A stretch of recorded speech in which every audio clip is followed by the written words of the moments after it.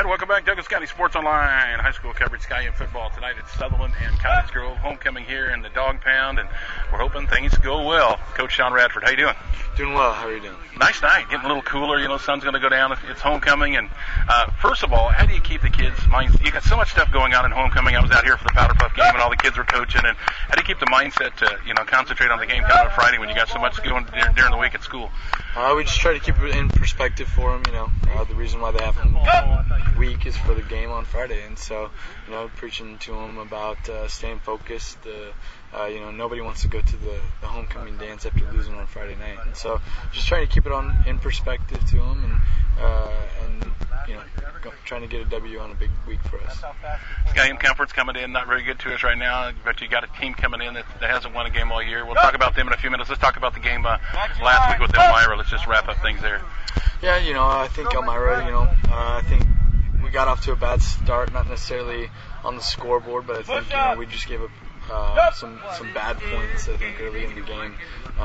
We had a drive where we had a couple opportunities to stop them. I think on a third down we gave up up the down and distance for them in that first drive, and then on a fourth and long we gave up another first down right on that drive. And so, their first two scores, we had some guys that just weren't ready, just weren't set, and gave up some easy scores there, and then interception on our first drive just kind of got us off to a really bad start, and I think that kind of kills the momentum, and then giving up the touchdown right before the half kind of put us in a bad situation. So we just got to improve on those things. Get down quickly, 18-0. Carson was sacked 4 times in that first half, and then an interception after that. But then, Rylan and some of the kids stepped up in that second half and got some stuff done. Yeah, I think in the second half you really saw, when our kids play and do their responsibilities and do the things that we're coaching them, that we can really be a pretty good football team, both offensively and defensively. And I think that's just what it's coming down to right now is we have some guys, kind of freelancing and kind of not paying attention to assignments, and when they don't, it hurts us. Guys, interceptions and sacks and those types of things happen. Attitude-wise, these guys obviously are thinking, Cottage Grove's coming in. They were at the state championship game last year. They lost a ton of kids. They're coming in, not winning a game yet. But if you look at the scores, they've been in some games. Right, they've been in games, and they played a lot of tough teams. They played Henry, they played Marshfield, who was only losses to us. They played North Bend, and a sisters team that we lost to. And so a lot of teams really that are pretty good teams and have pretty good records. And so we can't look at that 0-5 and really take it lightly, because if we do, then we'll end up on the wrong side of the score. Hey, you look at that North Bend. They're the top of the heap in the far west, and pretty much in the 4A. But after that, 26-12. 7-0. So they played some defense against Sisters. I guess Sisters had a chance to score a few times, but their defense was there. Yeah. So it's kind of indicative from the score, that this is a lot better football team than their record indicates, and a couple drives here and there for them, and their record could be a lot different. And so we got to take it, go into this game with that perspective, and hopefully we play like we're playing the Cottage Grove of last year, and not the Cottage Grove of the 0-5 this year. What kind of offensive stuff do they run? You're going to see them spread it out. They're going to throw the ball. They're going to run the ball. They like to keep it in the quarterback's hand a little bit on the run. But they're going to be balanced. They're going to do both. Defensively, you're going to see a 3-3 and some really active linebackers. And so it's going to be a really big key for our offensive line to do their assignments in order to pick up those linebackers and prevent some sacks and tackles for losses. Towards the end of the game last week, got a chance to look at, Little Groff, Little Smalley. Some of those kids a chance to play, and there's some speed coming up through the ranks there. Yeah, those young guys have done a good job for us. Andrew Smalley has run well on the JV. Connor Groff came in a little late, but he's done a good job for us in the JV, and they're the future, and we're excited for them. But we're kind of looking at this. We still have 3 weeks, and if we can get 3 good weeks out of these guys, we might have a fourth. So that's kind of where our head's at right now. Yeah, you look at that. You can look at Sutherlin, and there's drops all over the place, and Smalley's everywhere. So as long as they're still growing up and being around here, we got some talent around. Absolutely, there's some good kids. So hopefully we can have some success with the ones that we have now, and we can look towards the future then. All right, got the pink socks out again for breast cancer awareness. So I got the black jerseys and the blue numbers out, so I'll be able to see these numbers a whole lot better tonight. So good luck tonight on homecoming, and hopefully we'll get a win here at home. Awesome. Thank you. All right, thank you, Coach. Coach John Radford, kickoff coming up on DouglasCountySportsOnline.com. This may sound like a typical high school basketball game being played on a Friday night in Oregon. In fact, it's a crash course in cooperation and teamwork. It's a test of dedication, determination, and drive. It's character development in action. If you think high school sports are only about competition, think about this. High school sports can play a critical role in a student's overall education. In fact, studies show that students who participate in school sports are more likely to enjoy greater levels of achievement in their academic lives. At the same time, playing sports helps teach lessons not covered in the classroom. Lessons like tolerance, respect for the rules, and the importance of supporting your community. High school sports, a winning part of a complete education. This message presented by the Oregon School Activities Association and the Oregon Athletic Directors Association. Did you know Dutch Bros Coffee roasts all of their own coffee fresh every day? We have individual relationships with the farmers that harvest our coffee to ensure that there's no compromise in any step of the process. From the farmer to the cup, we guarantee satisfaction. It says so at the bottom of every cup. Drive through one of our convenient locations today and put our world-renowned speed, award-winning service, and unprecedented quality to the test. All of our locations are locally owned and operated to strengthen community involvement. Visit www.dutchbros.com today. Push it, pull it, drag it, trade it in at the Anything on Trade sale at Roseburg Community Cars. They'll take everything. Boats, land, TVs, guns, you name it. Just bring it to Roseburg Community Cars. Trade it in and you'll get top dollar towards a quality pre-owned vehicle. Roseburg Community Cars has new inventory coming in every day. Right now you can turn your motorcycle, stereo system, or trampoline into a new ride for the summer with their Anything on Trade sale. Roseburg Community Cars, the place to go when others say no. Northeast Stevens across from the Salvation Army. And welcome back to homecoming here at Sutherlin. Glad to have you along with us wherever you may be here. Let me drop this down a little bit as we thank you, Coach Sean Radford, for interview here. It's Cottage Grove and Sutherlin getting ready to go out. Sutherlin in the white pants with the black jerseys and the blue numbers outlined in white with the pink socks tonight for breast cancer awareness. Cottage Grove in the white tops with the blue pants and the blue numbers as we get ready to go. I want to thank Roseburg Community Cars sending me out here tonight in a 2011 Ford Ranger extended cab, gray in color, got about 50,000 miles. It's on this thing. So if you're looking for a nice economy truck, a gray Ford Ranger with about 50,000 miles on it, go talk to Jeremy or give him a call. He's the internet guy too, 440-2203, or go to roseburgcommunitycars.com. Take a look at the truck. Go down there and make a deal. Roseburg Community Cars across from the Salvation Army.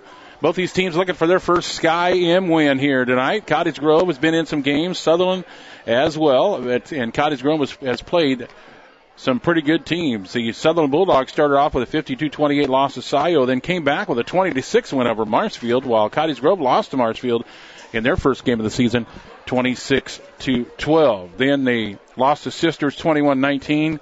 Got beat by Elmira 43-13. They'll play here, Cottage Grove, and then a couple of road games. This is their last home game is tonight. Cottage Grove, and then at Sweet Home, and then at Junction City. Those two teams at the top of the board. Want to thank Country Financial.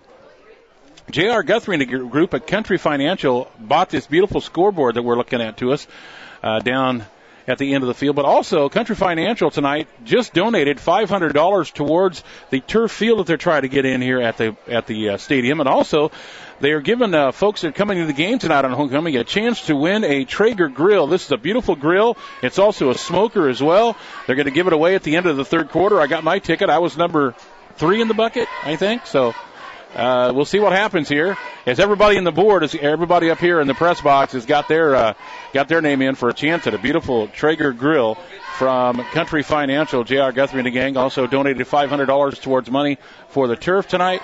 They also bought the scoreboard down here, the beautiful scoreboard with 12 minutes lit up on it as the captains are out on the field right now.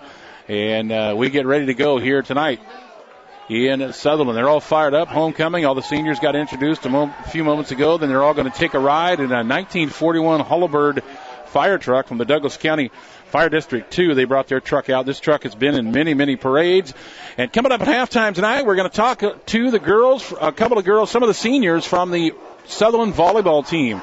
This volleyball team is right there, right behind Sisters, for a chance to get the top spot, and those two teams will meet up on Tuesday night. So Come out and watch some great volleyball coming up on Tuesday night as Sutherlin will take on Sisters in a battle for first place in league. Sisters comes in undefeated. Sutherlin a game back at 4-1. And so those teams will get ready to go. It's going to be Cottage Grove kicking off.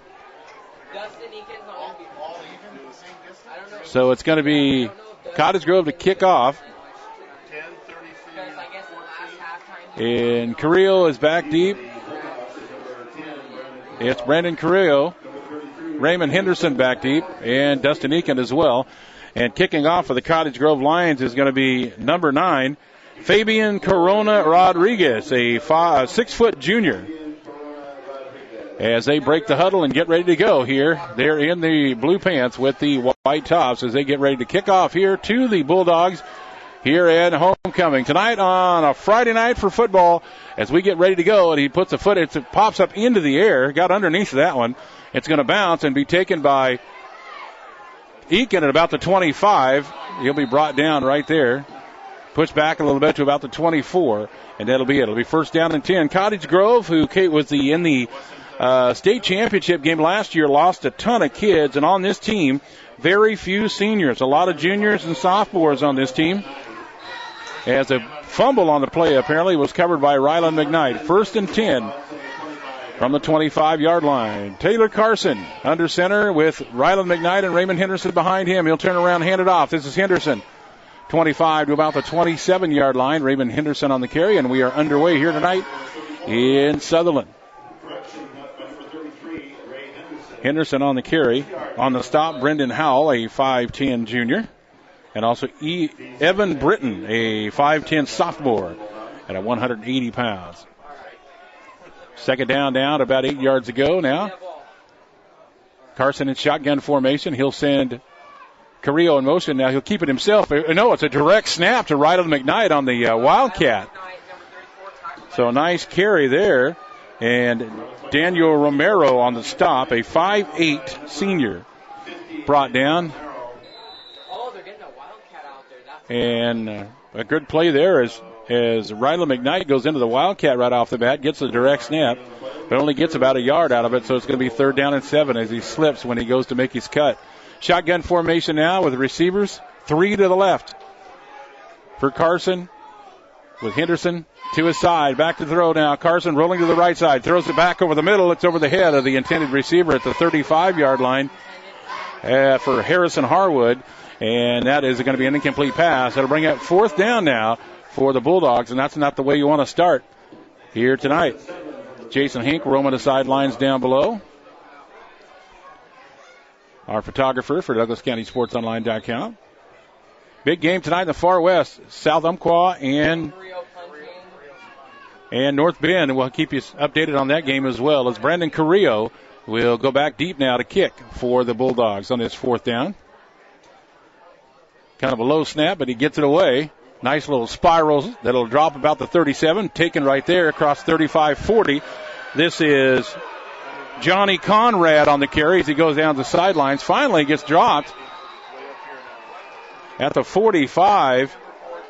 Johnny Conrad on the carry, or on the reception. 5'7 senior. Brought down by Carson, Taylor Carson. So in Sutherland territory already are the Cottage Grove Lions after a great return by Conrad. 27-yard line now. And in the backfield is Corey Parent.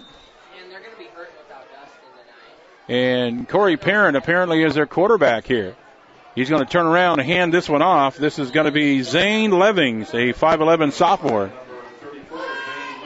So they have Cody Parent as a 5'8 sophomore wide receiver. Cameron Sandoval is their normal quarterback, and he is hurt. They don't know how much he'll play, so the wide receiver is now their quarterback for the Lions. Gain of 2, second down at about 8 yards ago. They send a man in motion coming this side. They'll hand it off. This is Brendan Howell. Brought down right about the 20.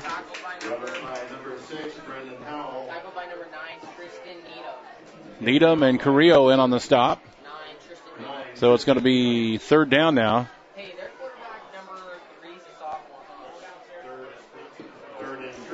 So 3rd and 3 now, and we got movement.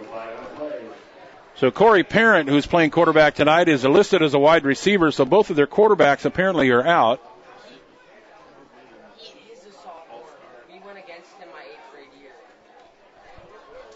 So we got offsides called against the Bulldogs.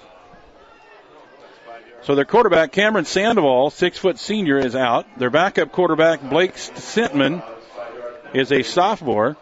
So Corey Parent was a JV quarterback. So now he is in, leading the varsity here tonight. So after the penalty, 1st and 10 from the 15. He's back to throw. A southpaw gets pressure, dropped all the way back. Good pressure there. Justin Crum and Tommy Gossity in on the stop.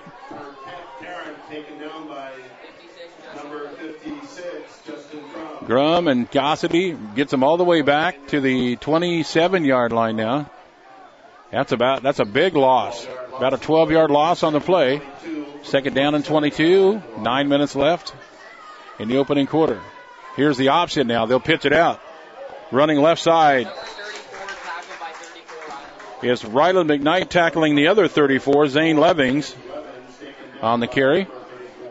Gain of a couple there on that, so 3rd down play. 34 meeting 34 on that play. So still 3rd down and long. Corey Parent sends 3 receivers this side, 1 to the far side. Shotgun formation all by himself. Now he sends a man in motion. Parent back to throw. The southpaw swing pass out this side to Brendan Howell. And Howell will get out of bounds at about the 18-yard line. And we got a Bulldog down just out of play. And that might be Carson down on the... No, it's not Carson on the ground. We got a player down. He was in on the tackle and then just stayed on the ground. So he's moving his feet a little bit. Sean Radford over to check on him. He was in with Taylor Carson on the stop. And now Sean Radford will pick him up. I think it was Brandon Carrillo that steps off. Yeah. Carrillo, number 21.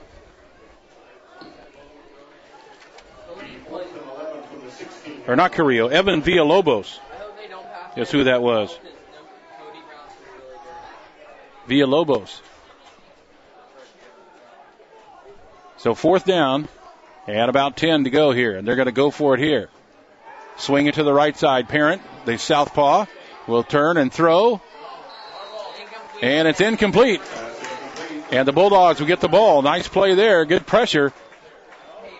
Put on the quarterback, Parent. But a 4th down play. So 1st down and 10 for the Bulldogs. Pressure in there on the quarterback by Tommy Gossity. Tommy Gossity and Thomas Smalley in on the stop here. 1st down and 10 from the 15 now for Taylor Carson. Carson out shotgun formation. Henderson to his left. It's an option this way. They're going to pitch it to Henderson. Henderson trying to get around the corner, breaks the tackle, gets out about the 20-yard line before being run out of bounds. Right there with by number 52 for the Cottage Grove Lions. That'll be Austin Gordon, a 5'10 junior. Here on homecoming night. Gain of about 3, going to be 2nd down and 7 for the Bulldogs in their 2nd possession here with their pink socks. Breast cancer awareness, also the cheerleaders with their pink pom-poms in here. 2nd down and 7, man in motion. Coming across is Carrillo. Now the inside handoff to McKnight across the 20 to about the 21. Big number 71 for Cottage Grove, Seth Morris, 5'10", 210 pounds. They lost a lot of kids from that state championship game last year. Just very few seniors on this team, but a whole bunch of juniors. So they'll have a big team next year, but right now, a rebuilding year pretty much for the Cottage Grove Lions. Juniors and seniors all across the board. 3rd down at about 4. Carson now got to go under center. Back to pass. Looking over the middle. Now he's going to throw it to the right sideline. And looking for Ryland McKnight out there. And incomplete. Threw it too far. And it's going to be 4th down and 4. Let's see what they do here. Pretty deep down in there. Fourth down and about 4 yards to go. I don't know if you want to go for it from the 21 right here. A couple of new players in. Let's see what they do here on the fourth down with 6:50 left. And it's punt time here for the Bulldogs. Brandon Carrillo going to come in and kick. Had a nice spiral kick last time.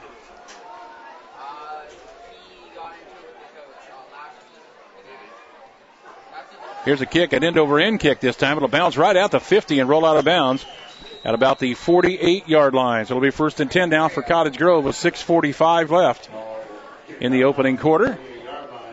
Want to thank the school for letting me come out and goof off a little bit on Powder Puff night. It was a lot of fun. The juniors prevailing in that ball game.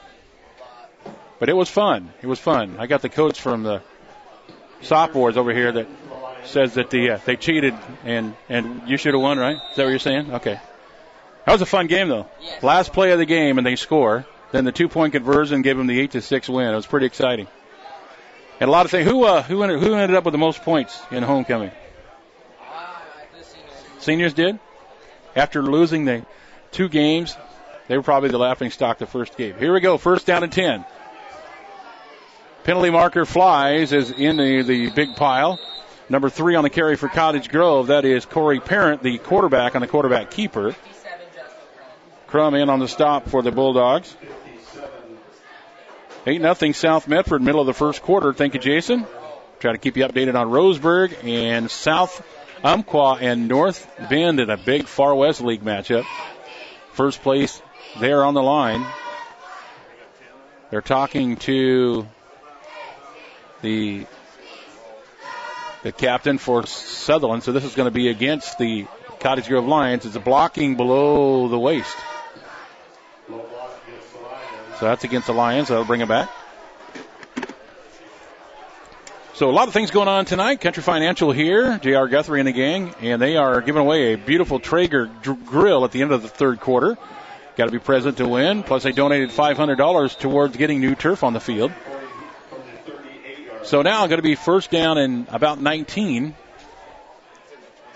They're going to mark the ball at about the 38-yard line. So shotgun formation now for Corey Parent, the young sophomore left-hander. Now swings out to the right.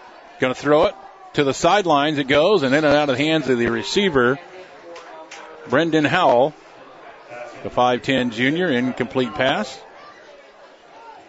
Brings up a 2nd down. He's on the far side. Here on the near side is Garen Taylor, a sophomore. A lot of youngsters on this team. Cameron Sandoval, a senior, not in the ball game right now. Johnny Conrad, a senior, had a good kicker return a few minutes ago. And Daniel Romero, that's the only seniors on this ball team. They graduated a bunch of them. Back to throws Parent. Looking now, a little screen pass. This one's complete to Zach Levings. Across the 50, 45, 40, still going, 35, 30, he misses. And down the sidelines he goes and finally gets drug out of bounds.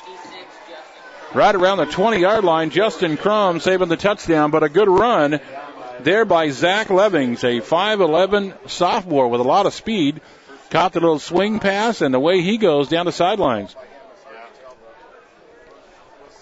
So a big play there for the Cottage Grove Lions. First and goal from the 9-yard line for the Lions. I got down farther than what I thought. I thought he was out at the 20. I was looking at it wrong. My bifocals didn't kick in time. It's going to be 1st and goal from the 9. So 1st and goal now from the 9. Shotgun formation, movement from the Bulldogs, but they didn't go across. And now a new play as Parent will look over at the coach, and they'll call a new play. Shotgun formation, turn around, hand it off. There he goes, right up the middle again. Is Zane Levings. Taylor Carson in on the stop as they're doing a hurry-up offense now. So down to the 3-yard line now, and it's a quarterback keeper up the middle for Levings. No signal yet? No, they stopped him short. So it's going to be 4th down. Or 3rd down. 3rd down and goal from the 2-yard line now. Quarterback now, shotgun formation. Levings, a little bit of pistol now. They'll flip it this side on the option to Levings. Levings turns the corner, goes in, and touchdown, Cottage Grove. The 2-yard carry by Zane Levings.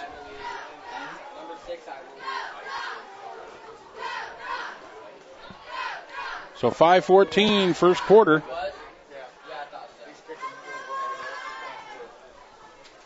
It's 6-0, the extra point coming up. Kicking the ball is going to be Brendan Howell.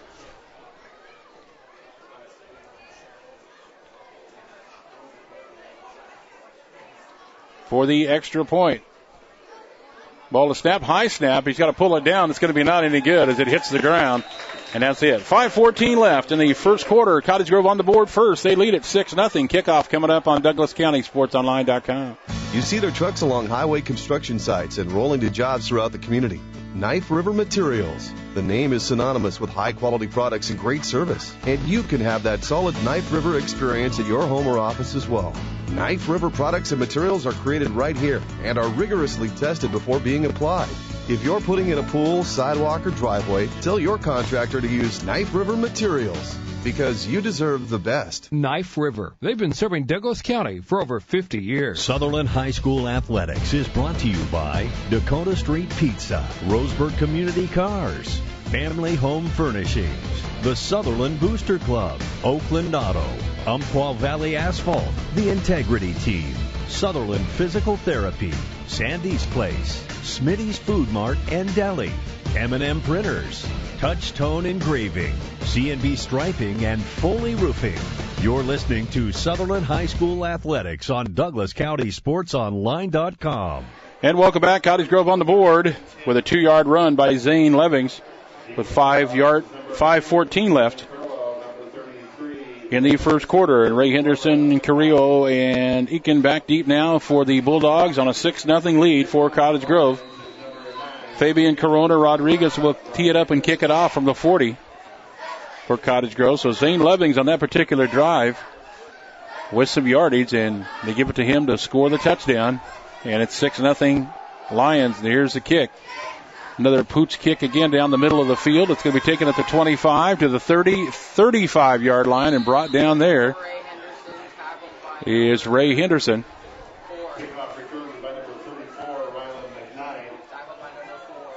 Taylor Hollowell in on the stop.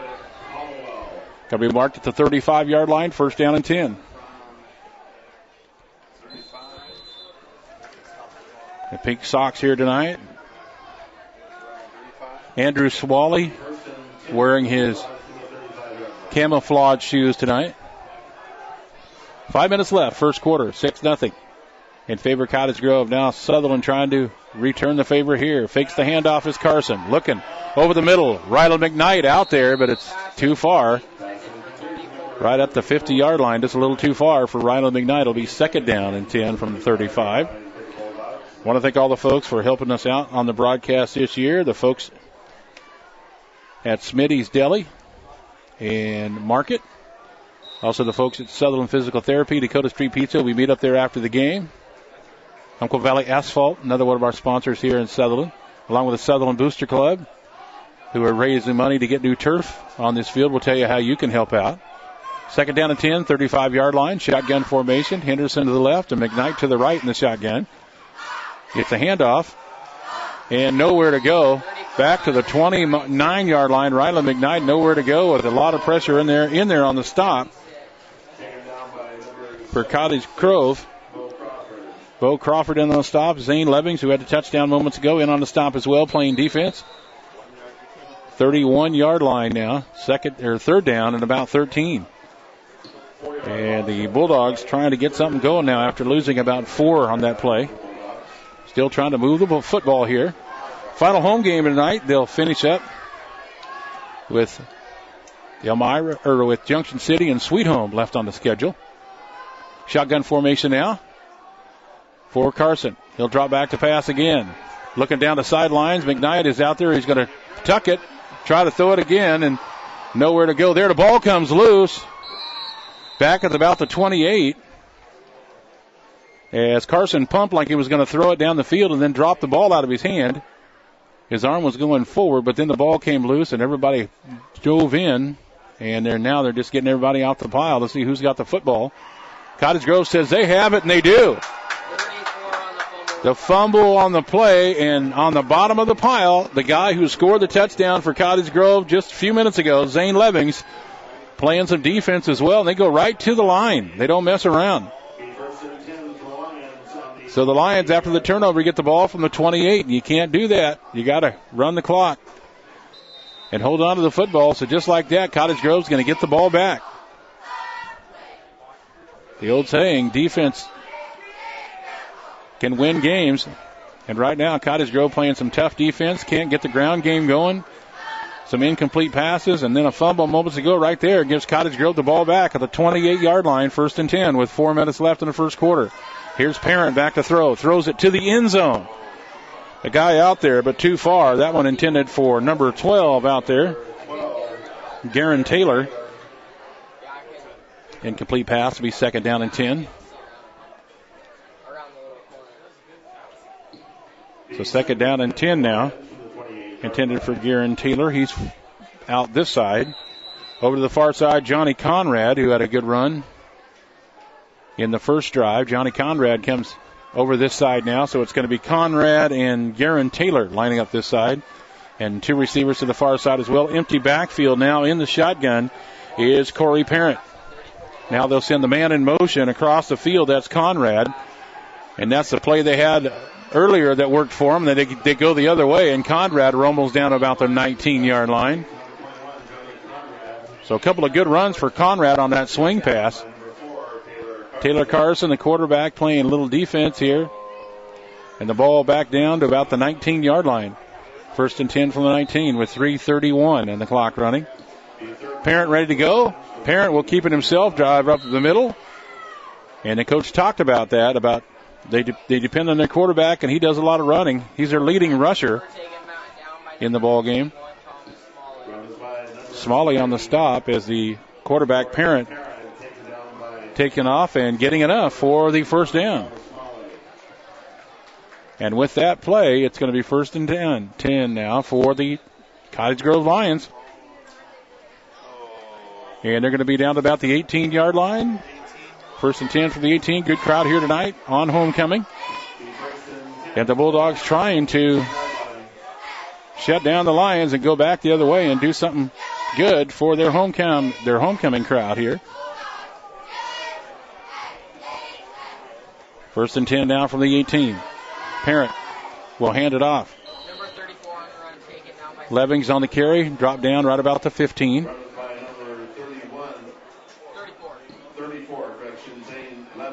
Zane Levings in on the carry. Gain about 3. 2nd down and 7. 2:40 clock running. First quarter, 6-0 in favor of Cottage Grove. 3 receivers this side. It's Howell, Conrad, and it's the keeper by the quarterback, Parent. Across the 10 down to about the 9-yard line is a nice carry for Corey Parent. The other receiver on this side was Garen Taylor. So it's Taylor, Conrad, and Howell on this side. 3rd down now at about 3 to go with 2 minutes left in the quarter. Shotgun formation for Parent. Parent with a hard snap trying to get Sutherlin to jump off sides. They don't move, so he'll look over to the quarterback or the coach and get a different play. They'll shuffle Levings over to the right side of him now, and it's a quarterback keeper.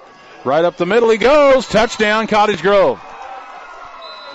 Number 3, Corey Parent, touchdown Lions. So 8 yards for Corey Parent. And with 1:47 left in the first quarter, Cottage Grove on the board again.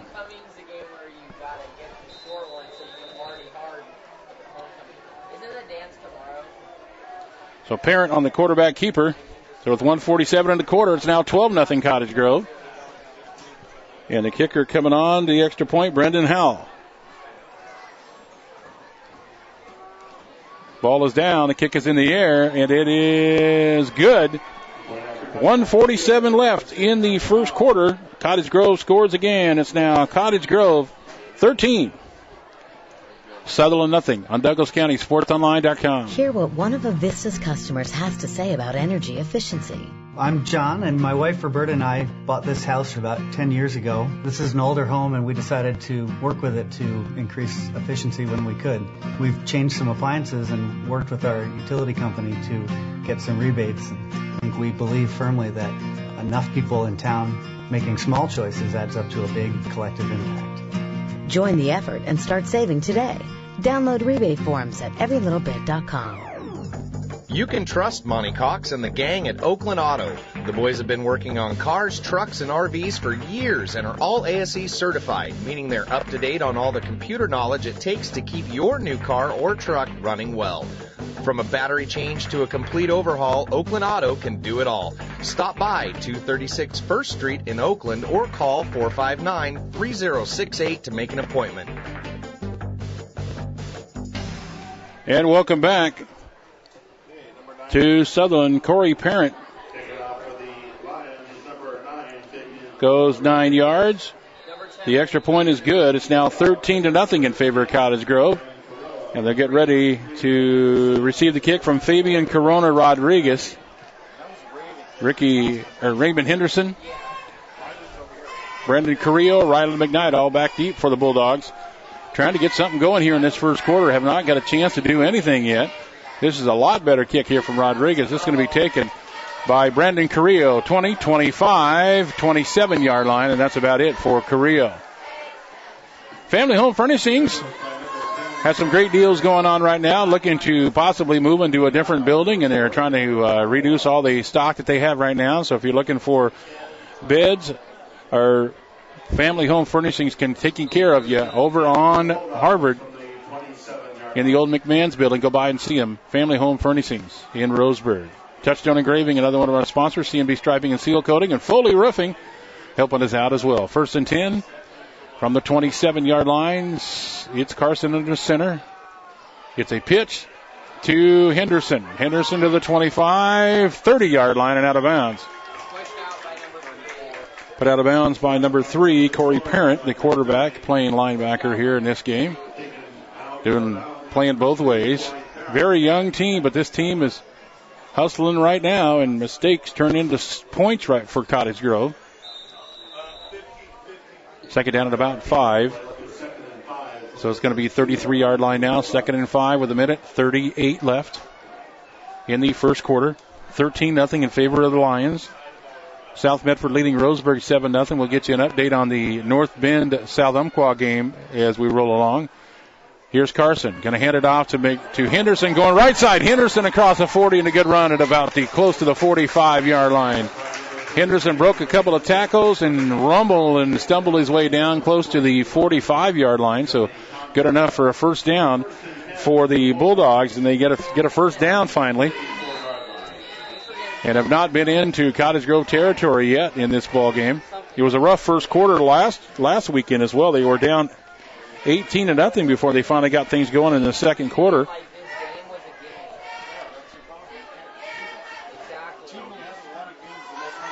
And 43-yard line, 1st down and 10 for Carson. McKnight and Henderson in the backfield. Back to throw is Carson. Carson throws it over the middle. It's picked off. Picked off by number 2 for Cottage Grove. That is Peyton Presley, a 5'8 junior. Just exactly what happened the first quarter last week. They got down 18-0. They had an interception. Taylor Carson was sacked 4 times, but then they came back and played a lot better football. And I asked the coach, I said, homecoming week, plus you got a team coming in that hasn't won a game all year. You know, how are you kids taking it? And he says, well, hopefully the kids don't overlook them. And right now they may be. I mean, these kids, Cottage Grove's been in some games. They only lost to Marshfield 26-12. They lost 24-16 to Sweet Home, and Sweet Home is at the top of the leaderboard with Junction City. So these, besides getting whacked by North Bend, this team has been playing some pretty good ball. And now the interception, the second turnover of the night for the Bulldogs here in the first quarter. And Parent's going to go for it all down the sidelines. Got a man out there. It's caught. Nice catch down there That is Presley, who had the interception. And what a throw by Cody Parent. He gets it down the field. It's caught. Down the sidelines. 1st and 10 now from the 30 of Sutherlin, and Cottage Grove in Sutherlin territory again. 1st and 10 from the 30-yard line with less than a minute to go in the first quarter. Start your clock. He's winding you. Start your clock. He's winding you.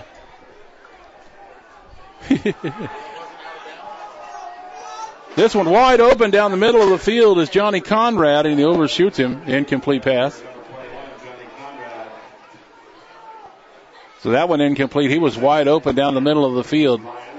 But a little bit too much on that one from Corey Parent, or else there'd have been another score there. So it's going to be 2nd down and 10 from the 30.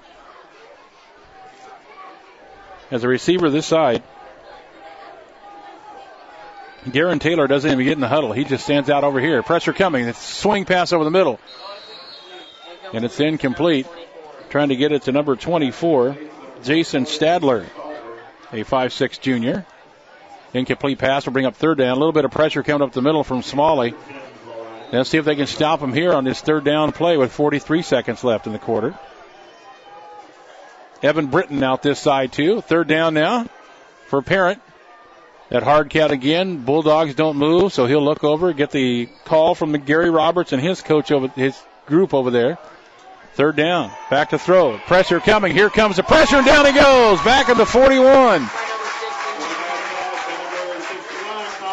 Tommy Smalley drops him all the way back to the 41, and that's what you need to do right there. 4th down and long.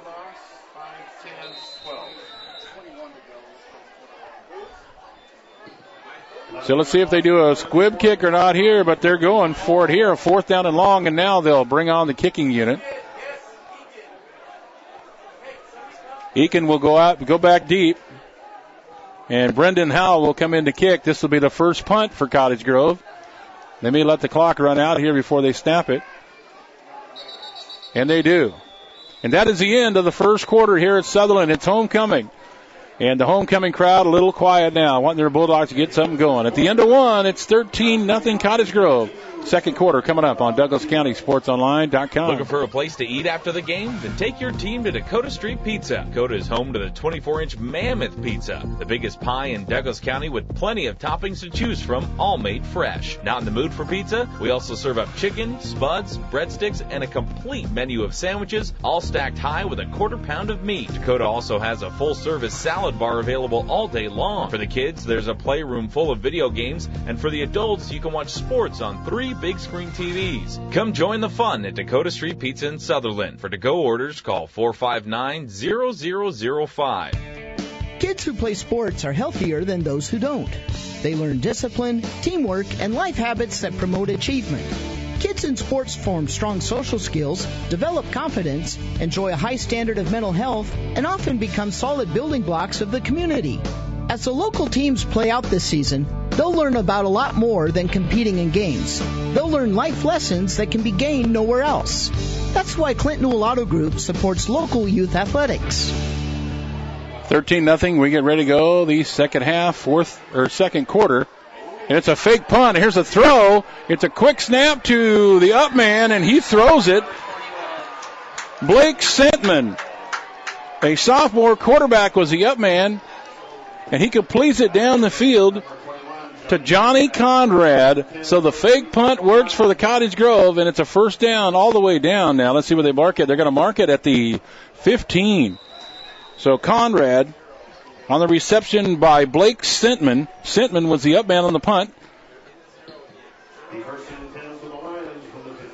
And it's 1st and 10 from the 15-yard line. What a play. On a fake punt that works out perfectly on a nice throw by Blake Sentman to Johnny Conrad. And Conrad's been in the middle of everything so far tonight. And whistles before the play. And speaking of Conrad, there he is right there getting the handoff. But the White Hat has a false start call against the Lions. So the Lions roaring out. You get that, Steve? Roaring out to the lead. Yeah. You get that? All right. I was a poet and didn't know it. So 5-yard penalty now for Cottage Grove. It'll be 1st and 15 back at the 20 now. So a couple of touchdowns in the first quarter there for Cottage Grove. And Sutherlin trying to get something going. Trying to stiffen up here on defense, but 1st and 15 now. Conrad coming in motion. They'll fake the handoff to him, and the quarterback keeper to about the 20-yard line. They faked the handoff to Conrad, and a lot of folks went with him, but there was enough to stay inside. Trace Miller stops him down at the 20. So still going to be second down at about 15 or so from the 20. Zane Levings in the backfield with Parent. He's off to his left. And a couple of receivers this side. They do the hard count again. Nobody snaps, so they'll take a look. Get the play. Back to throw is Parent. Parent to southpaw. Got to throw it into the end zone. There's a guy out there. It's going to be picked off in the end zone. That one thrown a little short. Cody Brownson in on the stop on the interception. So the interception will bring the ball back out to the 20-yard line, and the first turnover for Cottage Grove. And Sutherland's defense holds up after the fake punt. Sutherland's defense gets the interception in the end zone, and Devin Colburn will give the Sutherland football to the official. It's 1st and 10 from the 20 now with 10:28 left and a 13-0 lead for Cottage Grove. Sutherland will send Harrison Harwood out to this side. Carrillo to the far side with McKnight in the slot. Henderson in the backfield. 1st and 10 from the 20. Here's Carson. Fumbled the ball. He dropped the ball on the snap. And the issues continuing here for the offense. It's going to loss of about a yard now. Here's Brownson coming in for Harwood. So now it's going to be back to the 21. Back to the 19 now. It's going to be second down and 11. So the Bulldogs trying to get something going here. I keep saying that, and you want them to do it, but they're having some issues right now. Here's Brownson this side with 3 receivers to the far side. Henderson in the backfield, shotgun formation with Carson. Second down 11 from the 19. Carson back to throw, looking to the right side. Now he throws. It's incomplete, intended for Rylan McKnight. But a nice play over there. Swatting it down. Brendan Howell swats it down. It's going to be third down and 11 with 9:48 left in the first half. Coming up at halftime, we'll replay our pregame show interview with the coach in case you missed it. And we're going to visit with some of the seniors on the Sutherland volleyball team. They got a big matchup coming up on Tuesday against the undefeated Sisters team that's coming in. We'll talk a little bit about the volleyball team and how things are going. Third 11 from the 19. 3 receivers this side. Is a pitch to Henderson. Henderson looking for running room. Cuts up 20, 25-yard line, and that's about it. In there again, number 34 for Cottage Grove. He is everywhere. Zane Levings, that young sophomore, along with number 21, Johnny Conrad. So 4th down and about 5. 4th and 5 from the 25. Into the ball game now for the Bulldogs is going to be Noah Sophia. They lost a couple of kids from last week. Frankie is out. And Nathan Cagle, who had some playing time as a senior, out with a shoulder injury, so he's not in the ball game. So 4th down now. And Carrillo again punting. And here's a kick. This one goes off the side of his foot, straight up in the air. 40, 45. Let it roll. And it's going to die at about the 48-yard line down there by Rylan McKnight. So 1st and 10. So after the interception, it's 3 and out again for the Bulldogs. So it'll be the 48-yard line, another 3 and out for the Bulldogs with 8:51 left in the quarter.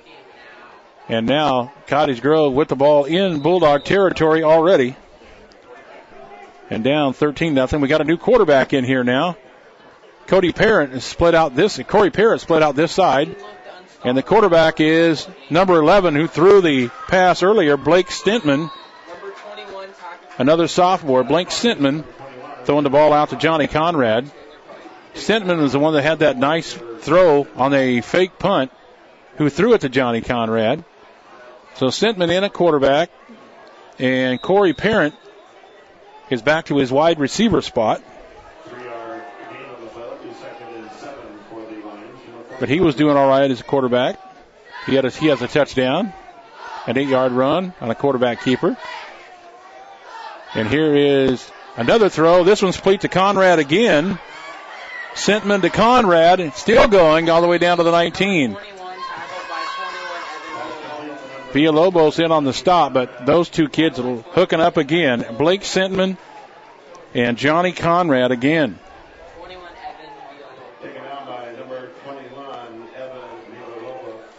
See, Villalobos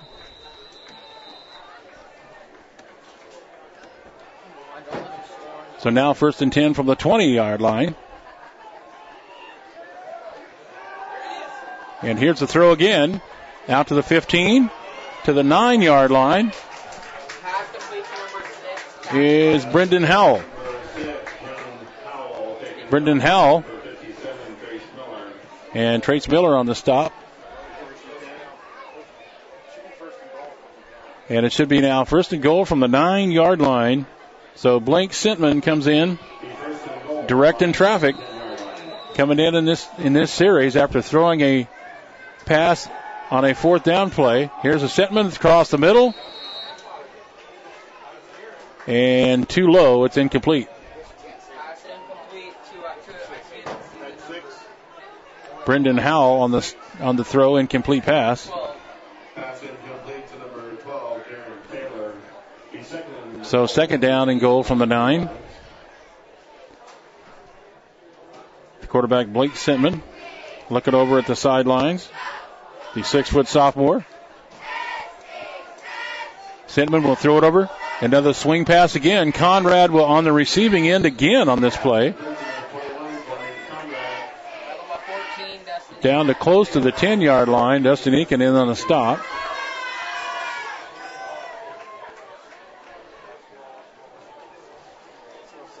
So 3rd down now. Let's see where they mark it at. It's going to be 3rd and goal from the 7. So another 3rd down play. 3rd and goal from the 7-yard line. Sentman throws it into the end zone. This one's going to be caught. Touchdown. In the catch is Brendan Howell. So 6:57, second quarter. It is Sentman to Brendan Howell.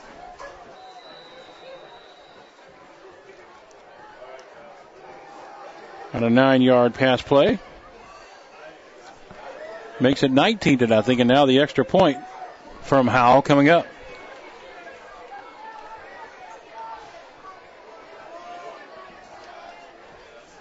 And Howell's kick is over the fence and into the neighborhood. And it is good.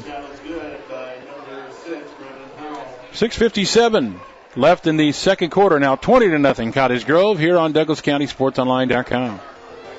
Hey Mom, I have something you should meet. Something or someone? Something. It's my perfect food. It's your what? It's my perfect food. Not only does it taste great, it's packed with protein and calcium. It's my perfect healthy snack.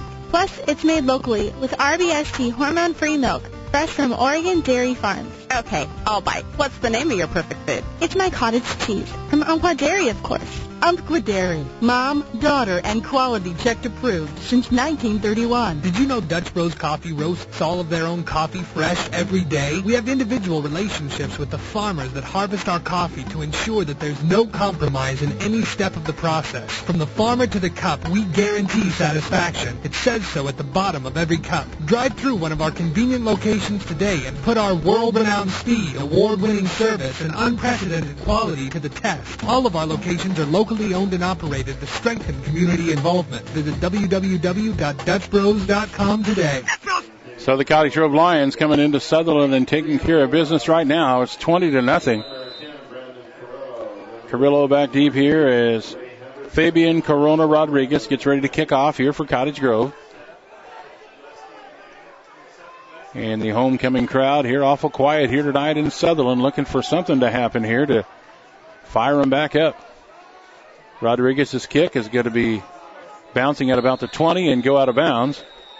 So it'll be good field position here for the Bulldogs. He'll go to the 35-yard line. So I want to thank all the folks for helping us out for football season, basketball season coming up just around the corner, volleyball season and soccer going on right now.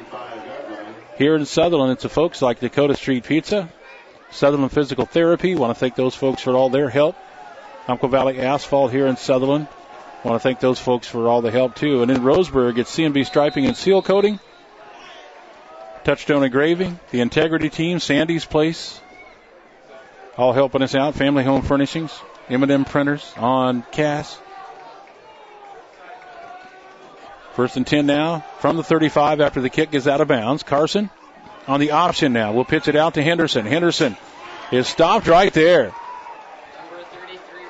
And he lost a couple of yards. Henderson getting stopped. Seth Morris in there on the stop for the Cottage Grove Lions.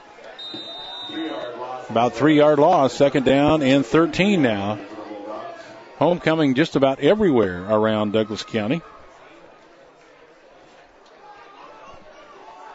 So Carson now shotgun formation with Henderson to his left. Carson going to go back to throw. Looking down the sidelines, got a little bit of running room. Now he's going to pull it down, 30, 32-yard line and out of bounds. Good idea as number 59 runs him out of bounds. That is Ryan Westerkamp, 5'11 junior. Runs him out of bounds. Still going to be 3rd down at about a yard from the 33. So 6:11 left in the first half here on homecoming. 20-0 in favor of the Lions.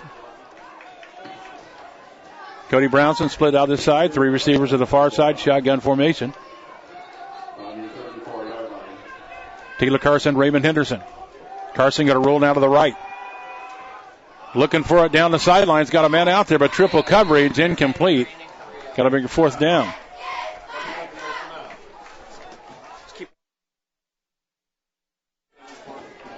So 4th down play coming up here is another kick for the Bulldogs.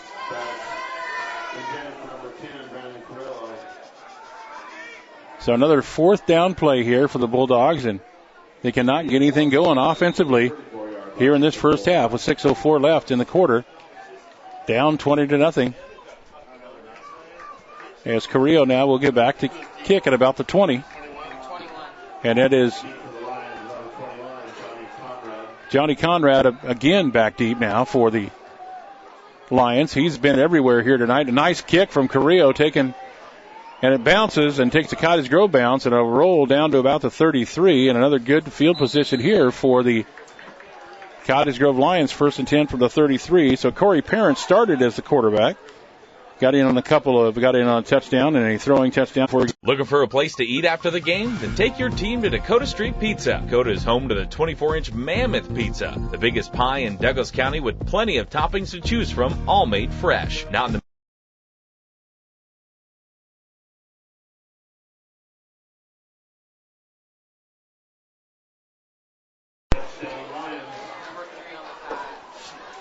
And a nice catch there, and another touchdown for the Cottage Grove Lions.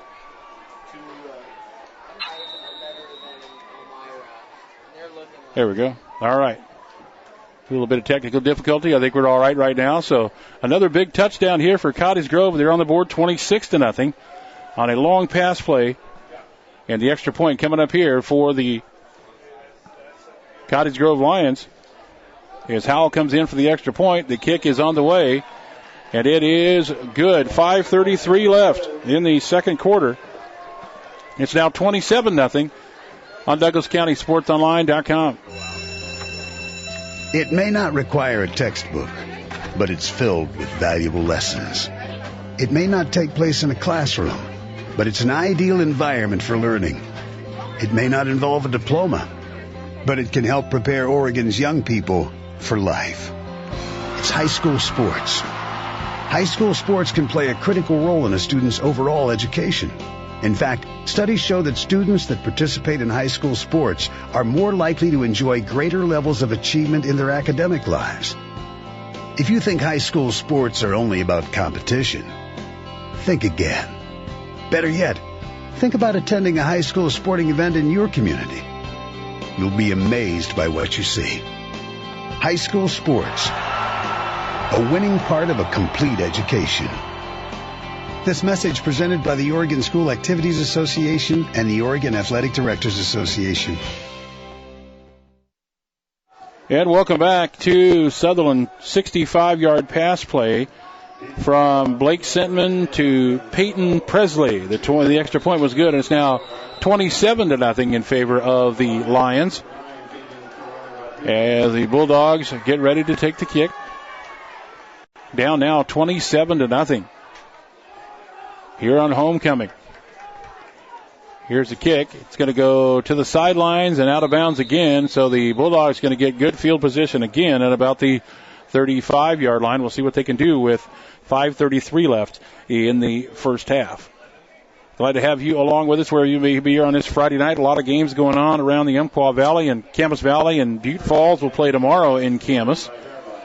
Roseburg at South Medford. It's South Umpqua at North Bend in a big one. Brookings Harbor at Douglas for homecoming. Lapines at Glide. Oakland and Lost River. Riddle, Oak Ridge, Gold Beach and Reedsport. North Douglas and Yoncalla in the big one there. Days Creek and Powers. Glendale and Elkton. And tomorrow it's Camas Valley hosting Butte Falls. 35-yard line, 1st and 10 for Carson. Here's the pitch on the opposite to Henderson. Henderson skips a tackle to the 40, 45-yard line and out of bounds right around the 45. So nice play for Raymond Henderson. They've got to get something going here tonight, and nothing going right for the Bulldogs. Couple of turnovers. And we got a flag on the play, and the Bulldogs are backing up. And the miscues continues. And then they're going to back them up again, and then it's holding called on the play. I also want to thank the folks at Country Financial, J.R. Guthrie and the gang here. Country Financial in Roseburg bringing out a nice little grill that they're going to give away at the end of the third quarter, a Traeger grill. They're going to give that away. They also donated $500 towards the turf field that they're doing, and Country Financial also responsible for buying the brand new clock down to our left. So after the holding penalty now, it's going to be first down. And the ball spotted at the 22-yard line.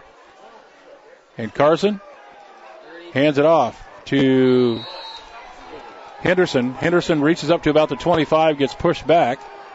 Let's see where they mark the ball. 76. Get on the stop for Cottage Grove. Bo Crawford. Henderson on the carry. They're going to mark it down to the 24-yard line. Second down at about 20 with 5:09 left in the first half. 27-0 Cottage Grove. Cottage Grove coming in winless on the season. And looking to get their first win here in Bulldog Stadium. Here's Carson back to throw. Throwing it this side on the screen. It's complete, but right there is the defense. Rylan McKnight on the catch. But here's number 34 again, Zane Levings. His deal is to stay with the running back, and he did. Zane Levings stopping Rylan McKnight. Yeah, with Rylan at the 29. So it's third down and a long play. Third down and about 20. So no gain there. Nothing going right here for the Bulldogs early in this ball game. Or in the first half, I should say. 24-0 South Medford from Roseburg in the second quarter right now. And we got whistles before the play. Carson was rolling back, but then...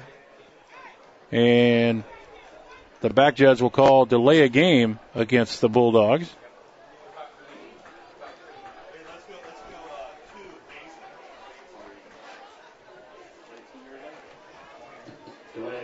So the delay a game, going to drop it back to the 19. 4:03 left in the first half. And now the Bulldogs are going to have to just go to the locker room at halftime and try to figure things out. 19-yard line, 3rd down and 25.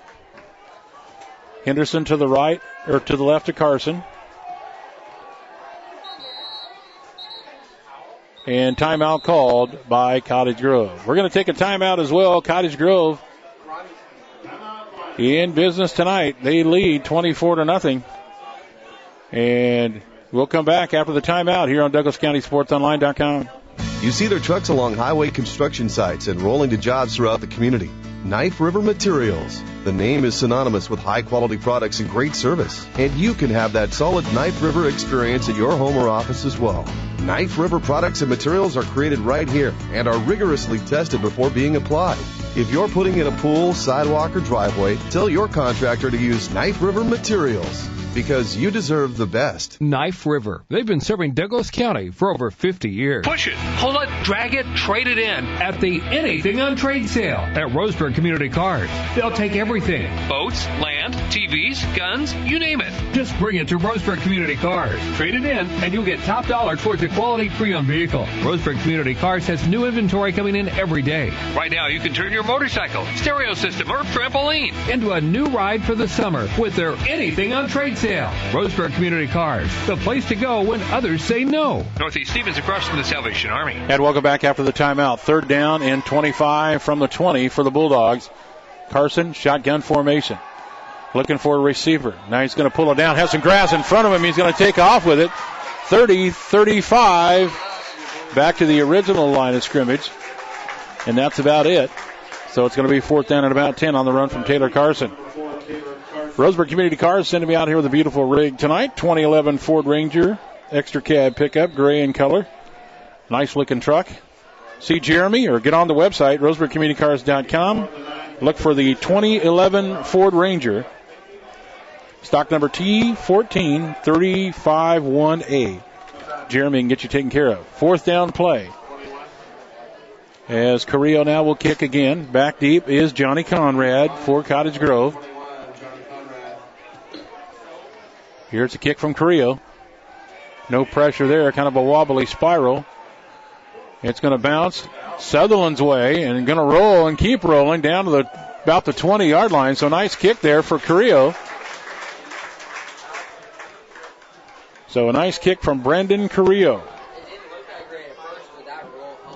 Carrillo, the 5'11 junior. You got Taylor Carson, the senior. Raymond Henderson, the senior. Thomas Smalley, the senior, playing their final home game at home, or their final football game of the year at home. Casey Colbert, Nathan Cagle, who is out injured. The seniors playing their final home game of their Sutherlin career here tonight.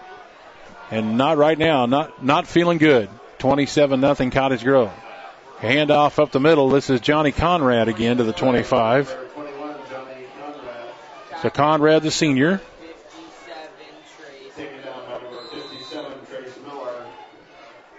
One of 3 seniors on this team. Cameron Sandoval, we haven't seen him at all yet. Johnny Conrad doing some work. Daniel Romero doing some work. And the sophomore quarterback's doing great. And it's Conrad on the reception from Blake Sintman. And Taylor Carson in on the stop. They're going to mark the ball at about the 37-yard line. 2:21 left, first quarter. 27-0 Cottage Grove. On the 38-yard line. A couple of pass plays and a couple of running plays for Cottage Grove. Now the shotgun formation, sending Conrad in motion. They're going to swing it out this side. This is their play, but it's in and out of the hands of Conrad. As Blake Sintman came in a couple of series ago, and him and Conrad have hooked up a few times here tonight. Conrad very quick. So now it's going to be 2nd down and 10, and they can do absolutely nothing in this first half. So the Bulldogs now going to try to just shut them down here and get to the halftime and figure out something. 2nd down and 10, 38-yard line. Now they send a man in motion. Going to the other side, that's Howell. Back to throw Sentman. Sentman with pressure on the way. Gets away from it. Now another one. Now he still gets away and finally gets brought down all the way back about the 28. Casey Colbert in on the stop finally. As this kid shaking tackles. Tommy Gossity. He broke out of the tackle as Gossity. Finally, Casey Colbert gets in and makes it stop. Third down and about 19 from the 28-yard line now for the Lions. And they're taking their time with a minute and a half left in the first half. They're down at about 19. 3 receivers this side. Shotgun formation. Penalty markers fly. It's a delay of game against Cottage Grove. So a delay of game called. Delay of game against the Lions. 5-yard penalty. The 3rd and 29. Correction, 3rd and 24 from the 24-yard line. So now it's going to be third down and 24 from the 24.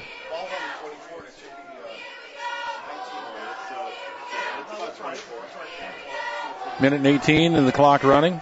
27-0. The Cottage Grove Lions taking their dear sweet time on the line. Third down and long. They don't want to give the Bulldogs the ball back with too much time on the clock. So third down and 24 from the 24. They're going to hand it off. Lowering his head up to about the 25-yard line. Is the ball carry and a stoppage of play here. Number 34 on the run. On the carry is Zane Levings. So the ball marked at the 25, going to be fourth down and long, and a timeout called with a minute left in the first half. We'll take a timeout too as well. 27-0. The Lions, DouglasCountySportsOnline.com. Just like the team that lines up and runs the ball up the middle, ShopSmart doesn't rely on fancy gimmicks or trick plays. All you'll find at your neighborhood ShopSmart are direct deals for the best prices on the products you need most. Need a first down on 3rd and 1? Pull back up the middle. Need prices on groceries that won't break the family bank? Head to ShopSmart. Proud to support today's local football. ShopSmart, where savings are in the bag. Sutherlin High School Athletics is brought to you by Dakota Street Pizza, Roseburg Community Cars, Family Home Furnishings, the Sutherlin Booster Club, Oakland Auto, Umpqua Valley Asphalt, the Integrity Team, Sutherlin Physical Therapy, Sandy's Place, Smitty's Food Mart and Deli, M&M Printers, Touch-Tone Engraving, C&B Striping, and Foley Roofing. You're listening to Sutherlin High School Athletics on DouglasCountySportsOnline.com. And Cottage Grove on the kick after the timeout. And it's going to be downed at about the 43-yard line. First down and 10 for the Bulldogs with 54 seconds left in the first half. A high snap. We got a penalty marker all the way back where the kick was. Let's see what the call is here.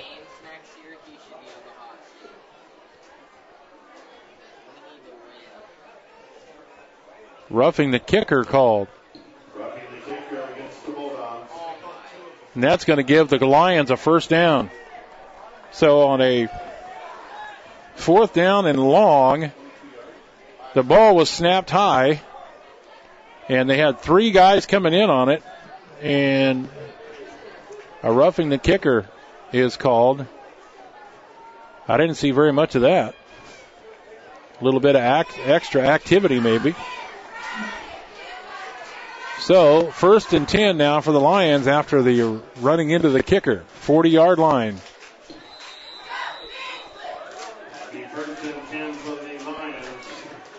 So, Blake Sentman ready to go.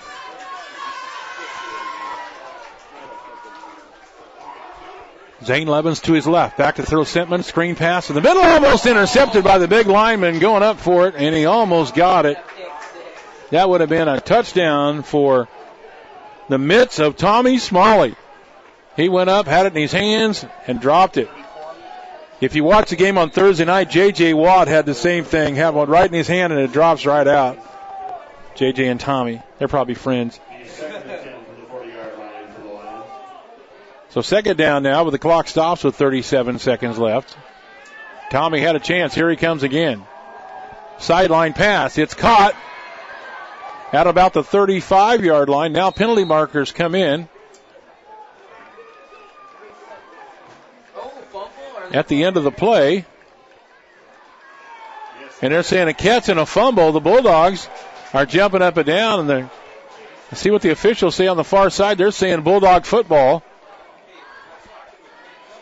So it must have been a catch and a fumble at the end.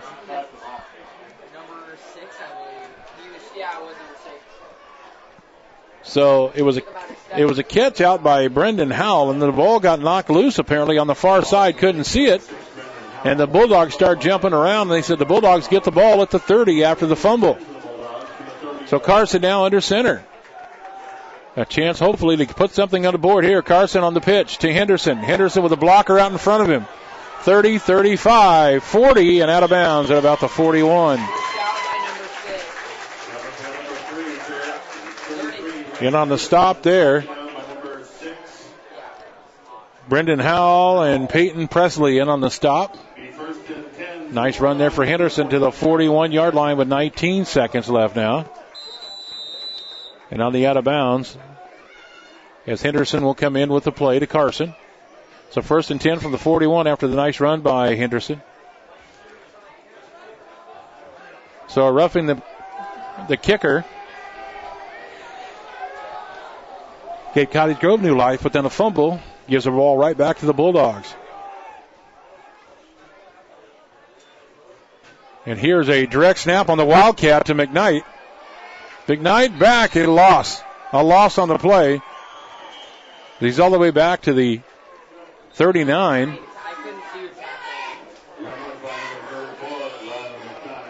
So another Wildcat shot here by the Bulldogs, and they lose a few. And a timeout called by the Bulldogs. 11 seconds left in the first half. It is 27-0 Cottage Grove. For over 25 years, Clint Newell Auto Group has worked to earn a name that means more than just another great deal. It's important to us that our name means the best in service, maintenance and repair, and customer satisfaction. We're also proud to be part of this great community by sponsoring and helping many of the events we all know and enjoy. It's our way of saying thanks to all of you who helped Clint Newell Auto Group become Douglas County's #1 dealer. Clint Newell Auto Group, where our name means more. Hear what one of Avista's customers has to say about energy efficiency. I'm John, and my wife Roberta and I bought this house about 10 years ago. This is an older home, and we decided to work with it to increase efficiency when we could. We've changed some appliances and worked with our utility company to get some rebates. And I think we believe firmly that enough people in town making small choices adds up to a big collective impact. Join the effort and start saving today. Download rebate forms at everylittlebit.com. And back to pass is Carson, and we welcome you back now. Running the clock down, throws to the sidelines. It's incomplete. Intended for Eakin, but knocked down by Brendan Howell. As we welcome you back here to Sutherlin, 27-0 in favor of the Cottage Grove Lions.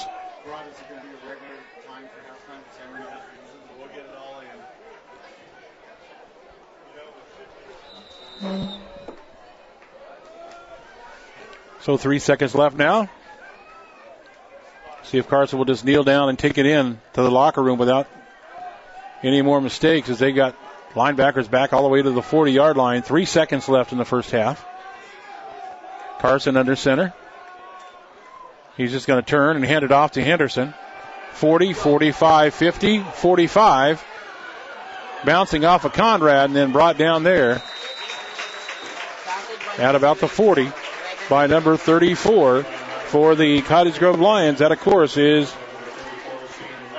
Levens, and that is the end of the first half. A miserable first half for the Bulldogs. They couldn't do anything right. Barely got a first down and barely got into Cottage Grove territory, and some turnovers have taken care of it as well. Your halftime score, Cottage Grove 27 and the Sutherlin Bulldogs nothing. We'll come back with scoring stuff and a whole lot more coming up on DouglasCountySportsOnline.com. After this from the OSAA. Everybody knows that high school sports generate suspense, excitement, and drama. They also generate higher grade point averages, stronger work habits, and greater self-esteem. Everybody knows that high school sports give us more value for our entertainment dollar. They also give us leaders committed to strengthening communities right here in Oregon. The true value of playing sports in school can't be measured in wins and losses or dollars and cents. Studies show that participation in sports, along with other extracurricular activities, is one of the best ways to teach leadership, cooperation, accountability, and other invaluable life skills. Don't just stand on the sidelines. Encourage the young people you know to get in the game. When you do, you'll be helping them get ahead in life. High school sports, a winning part of a complete education. This message presented by the Oregon School Activities Association and the Oregon Athletic Directors Association. Hello, first-time car buyers. Roseburg Community Cars knows how important buying your first vehicle is. That's why they have a special program for first-time buyers. Are you 18? Do you have a job? Do you need a quality pre-owned vehicle? Now is the time, and Roseburg Community Cars is the place. With all kinds of financing options available, you're bound to find the perfect ride. Visit their website at roseburgcommunitycars.com or go see Eric and his team at Roseburg Community Cars on Northeast Stevens across from the Salvation Army. Roseburg Community Cars, the place to go for first-time buyers.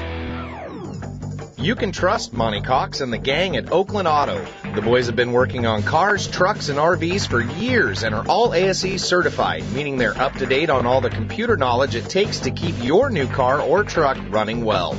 From a battery change to a complete overhaul, Oakland Auto can do it all. Stop by 236 First Street in Oakland or call 459-3068 to make an appointment. Salagadoola, metricaboola, bibbidi-bobbidi-boo. You must be your fairy godmother. Yes. It doesn't take a fairy godmother to tell you that the right fit means everything. Good heavens, child.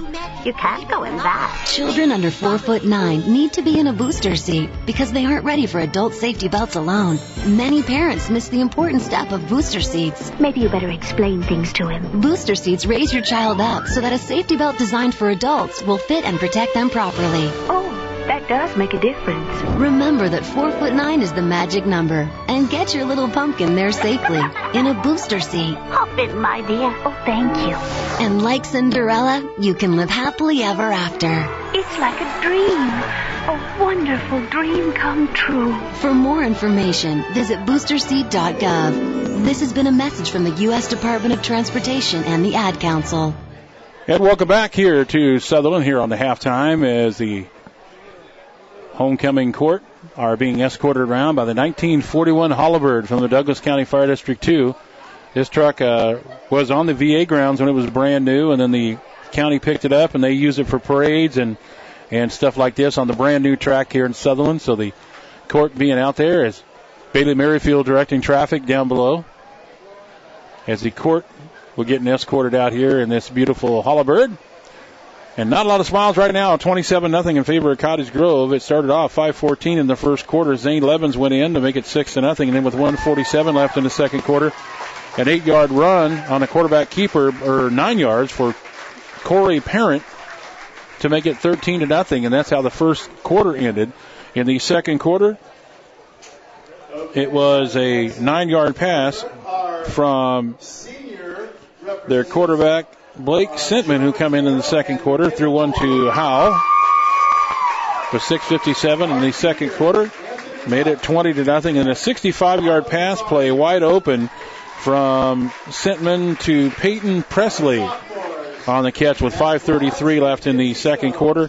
The extra point was good, and it was 27-0 as the court gets introduced here. McKenna Foley looking very nice out there as the court is all here tonight. So 27-0. And let's go. Josh is here. Josh Grattan going to give us our king and queen for homecoming. Our senior king is Joe Mateo. Joe Mateo is the senior king. Congratulations to Joe here at homecoming. And your 2014 homecoming queen is McKenna Foley. Way to go. She adds another crown to her basketball championship last year. And what a nice lady and a nice family there. McKenna Foley, congratulations, the homecoming queen. And there you go. That's what homecoming's all about. And these guys getting to play their final home game on this field. And Josh Grotting said he's glad the microphone's going back to Steve. He don't like doing that very often, does he? 27-0, all Cottage Grove. Sutherlin trying to get something going, and they could not get anything going in that first half. Hopefully they can do something here in the second half. We got more coming up here in just a few minutes here on DouglasCountySportsOnline.com. We'll be back. Looking for a place to eat after the game? Then take your team to Dakota Street Pizza. Dakota is home to the 24-inch Mammoth Pizza, the biggest pie in Douglas County with plenty of toppings to choose from, all made fresh. Not in the mood for pizza? We also serve up chicken, spuds, breadsticks, and a complete menu of sandwiches, all stacked high with a quarter pound of meat. Dakota also has a full-service salad bar available all day long. For the kids, there's a playroom full of video games, and for the adults, you can watch sports on 3 big screen TVs. Come join the fun at Dakota Street Pizza in Sutherlin. For to-go orders, call 459-0005. For over 25 years, Clint Newell Auto Group has worked to earn a name that means more than just another great deal. It's important to us that our name means the best in service, maintenance and repair, and customer satisfaction. We're also proud to be part of this great community by sponsoring and helping many of the events we all know and enjoy. It's our way of saying thanks to all of you who helped Clint Newell Auto Group become Douglas County's #1 dealer. Clint Newell Auto Group, where our name means more. You can trust Monty Cox and the gang at Oakland Auto. The boys have been working on cars, trucks, and RVs for years and are all ASE certified, meaning they're up to date on all the computer knowledge it takes to keep your new car or truck running well. From a battery change to a complete overhaul, Oakland Auto can do it all. Stop by 236 First Street in Oakland or call 459-3068 to make an appointment. That coffee's good. It's so creamy. It's this new fat-free half and half from Umpqua Dairy. Fat-free half and half? How's that even possible? I don't know. Magic cows? It says on the carton, Umpqua Dairy's new fat-free half and half is made from real milk and is 100% oil-free, so magic cows. Wonder what magic cows look like. Evidently fairly skinny. Well, that would explain the fat-free. Think I'll have another cup and extra half and half. Umpqua Dairy's new fat-free half and half. It's made using local RBST-free magic cows. And it's not just for coffee. It's a great cream substitute in your favorite recipes. Look for it in your grocer's dairy case today. Welcome back to DouglasCountySportsOnline.com, and we want to welcome you to homecoming. We had about 8 minutes left on the clock or so, 27-0 in favor of Cottage Grove, and hopefully the Bulldogs can get something going here in the second half. Got some visitors with me today. I love spending time with these girls, especially during basketball season, and some of the players are up here from the volleyball team. Got a big matchup coming up on Tuesday as Sisters comes to town undefeated, and the Dogs getting ready to knock them down. Introduce yourselves, girls. I'm Ricky Mock. Ricky Mock, the senior. I'm Kim Lefevre. Kim Lefevre, the senior. I'm Casey Mock, the junior. The junior, yes. Dana DeCassian. I'm glad she said that last name so I didn't have to. Dana, you're another one of the seniors, right? Yes. Okay. Dana, you see, I've never seen Dana in a uniform. She's always got a scorebook in her hand, but you playing basketball? Going to do basketball this year? Doing stats. You're not gonna play a little round ball with us? No. I haven't played high school. No. Nope. First time for everything. I'll stick to stats. Okay. Your volleyball team doing quite well right now. Yeah. You guys are just having a great time. Ricky, tell us all about your team. We've been They're making you the spokesperson, I guess. Yeah, I guess so. But this year we've been pretty successful. We've only had one loss, which has been to Sisters, so we're hoping to knock them down out of the top. So on Tuesday, that's our goal. And so. Now, how many seniors do you have on the team? 4? We have 4. 4 seniors. Yes. So you're missing Olivia's the only one not here. Yeah, Olivia's the only one not here tonight. Okay. And got a lot of players coming off the bench too to help you out. Yeah. Well, a lot of us play all around, but Hannah and I come in for defense in the back row, and then Carly sometimes comes and hits up front, so yeah, Katie and Carly switch off on right side often. How many players do you have altogether? 20? 9? Oh. 9. Well, 9. Yeah, 9 for varsity. Okay, so you got a few on the bench then. Yeah.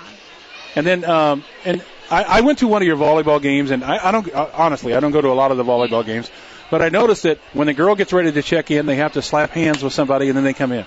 What does that mean? That's kind of like for in basketball, it's kind of like you're coming just the way you get into the game. Like when in basketball, you wait there. For you wait the scoring ref to table. come in. Yeah, okay. It's kind of so the refs can check, because you have to check how many subs you get. So it's a way for the refs and the scorekeepers to. So I noticed they're always writing something down when a girl checks in. Yeah. Can you have just so many minutes or so many plays? You or have what? so many amount of subs you can have. Oh, I see. Okay. Go ahead and talk into this thing so I can hear you. They Go write ahead, your Kim. numbers down, Do it so all. you stay in rotation. Yeah. Let Casey talk. What's going on back there, Casey Mock? Just hanging out, having a good time. So how many games are left? This is your big one though. This is the big one Tuesday night. One. And hopefully more than 3, but so guaranteed. Tuesday you play Tuesday, Thursday? Yep. Okay. Both home. So we invite people to come out 6:45. Yep. 6:45 is when it starts. Okay. Now, since I got the Mock girls here and Lefebvre here, let's talk a little bit about basketball. You are the defending champions. Yeah. Are the Mock girls in here? Yeah, we're pretty excited to come back. And I have, this is my 5th year doing this, and watching you two grow up and everything else is just so much fun. And the championship last year, the target's going to be this big. Sky Inn, what do you think? I mean, is there a team that's going to be tough, or have you looked that far yet? I haven't really noticed. I don't really know anyone that's in the. Well, we played Cottage Grove before, so they're always good competition. But I don't really know a whole lot about any of the other teams. So do you feel like I do? Now that you're out of the Far West, the rivalries are gone. You see the rivalries with the we don't really know the who our rivals are going to be. It's a little sigh now. They're all our rivals. We don't have one that we're friends with because we don't really know anybody yet. So you need to get Coach Josh Grotting to set some non-league games against South Umpqua and against Douglas and all those. That'd be fun. Oh, they liked it. That word South Umpqua kind of got some eyebrows going. That's probably one of the biggest rivalries that we've had for years. Down there. So, well, best of luck the rest of the year. Thanks for stopping by and saying hi. Thank you for having us. Appreciate that. I don't get to see you guys very often. So get out there and kick these guys in gear and see if we can't get them back for a win. All right. Thank you, girls. Appreciate it.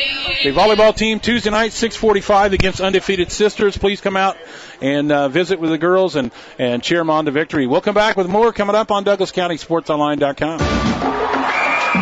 Just like the team that lines up and runs the ball up the middle, ShopSmart doesn't rely on fancy gimmicks or trick plays. All you'll find at your neighborhood ShopSmart are direct deals for the best prices on the products you need most. Need a first down on 3rd and 1? Pull back up the middle. Need prices on groceries that won't break the family bank? Head to ShopSmart. Proud to support today's local football.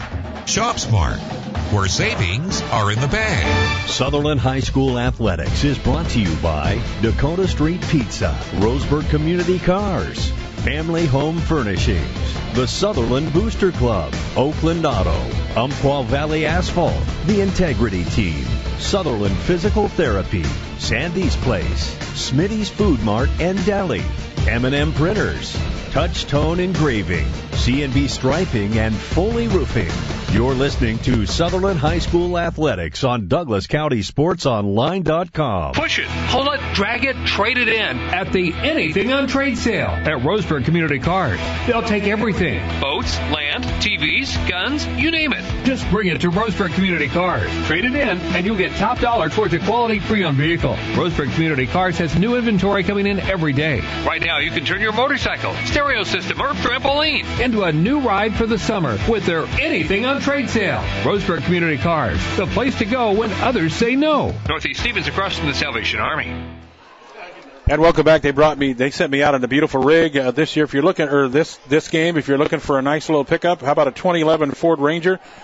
Extended cab, brown in color, the 5-speed, air conditioning, air cruise, tilt, got about 50,000 miles on it. It's all. Take a look at it, RoseburgCommunityCars.com, or go by and see Jeremy, or give him a call at 440-2203. All right. We spent a few minutes with the coach before the game, our pregame interview, and we thought we'd play that for you since we got some extra time here tonight, here at halftime. And Coach Sean Radford on with us for a few minutes here, and this is our pregame show from earlier today. Coverage Sky in football tonight. Sutherlin and Cottage Grove homecoming here in the Dog Pound, and we're hoping things go well. Coach Sean Radford, how you doing? Doing well. How are you doing? Nice night, getting a little cooler. Sun's going to go down. It's homecoming, and first of all, how do you keep the kids kids' minds. You got so much stuff going on in homecoming. I was out here for the Powder Puff game, and all the kids were coaching. And how do you keep the mindset to, concentrate on the game coming on Friday when you got so much going during the week at school? We just try to keep it in perspective for them. The reason why they have week is for the game on Friday, and so preaching to them about staying focused. Nobody wants to go to the homecoming dance after losing on Friday night, and so just trying to keep it in perspective to them, and trying to get a W on a big week for us. Skyline Comfort's coming in, not very good to us right now, but you got a team coming in that hasn't won a game all year. We'll talk about them in a few minutes. Let's talk about the game last week with Elmira. Let's just wrap up things there. Yeah, I think Elmira, I think we got off to a bad start, not necessarily on the scoreboard, but I think we just gave up some bad points, I think, early in the game. We had a drive where we had a couple opportunities to stop them. I think on a third down we gave up up the down and distance for them in that first drive, and then on a fourth and long we gave up another first down right on that drive. And so, their first two scores, we had some guys that just weren't ready, just weren't set, and gave up some easy scores there, and then interception on our first drive just kind of got us off to a really bad start, and I think that kind of killed the momentum, and then giving up the touchdown right before the half kind of put us in a bad situation. So we just got to improve on those things. Get down quickly, 18-0. Carson was sacked 4 times in that first half, and then an interception after that. But then, Ryland and some of the kids stepped up in that second half and got some stuff done. Yeah, I think in the second half you really saw, like, when our kids play and do their responsibilities and do the things that we're coaching them, that we can really be a pretty good football team, both offensively and defensively. And I think that's just what it's coming down to right now is we have some guys, kind of freelancing and kind of not paying attention to assignments, and when they don't, it hurts us. Guys, interceptions and sacks and those types of things happen. Attitude-wise, these guys obviously are thinking, Cottage Grove's coming in. They were at the state championship game last year. They lost a ton of kids. They're coming in, not winning a game yet. But if you look at the scores, they've been in some games. Right, they've been in games, and they played a lot of tough teams. They played Henry, they played Marshfield, who has only losses to us. They played North Bend, and a sisters team that we lost to. And so a lot of teams, really, that are pretty good teams and have pretty good records. And so we can't look at that 0-5 and really take it lightly, because if we do, then we'll end up on the wrong side of the score. Yeah, you look at that North Bend. They're the top of the heap in the far west, and pretty much in the 4A. But after that, 26-12. 7-0. So they played some defense against Sisters. I guess Sisters had a chance to score a few times, but their defense was there. Yeah, so it's kind of indicative from the score, that this is a lot better football team than their record indicates, and a couple drives here and there for them, and their record could be a lot different. And so we got to take it, go into this game with that perspective, and hopefully we play like we're playing the Cottage Grove of last year, and not the Cottage Grove of the 0-5 this year. What kind of offensive stuff do they run? You're going to see them spread it out. They're going to throw the ball. They're going to run the ball. They like to keep the quarterbacks. All right, there's some comments from the coach. Looks like they're not going to put 3 minutes back on the clock. Looks like we're going to go ahead and usually they put 3 minutes back on the clock, but it looks like they're going to go ahead and get started here. So we are getting ready to go here. So a few comments from Coach Bradford. And it's going to be Casey Colbert doing the kicking here to start this one. So Casey Colbert going to kick off to start this second half, and Cottage Grove is going to get the ball.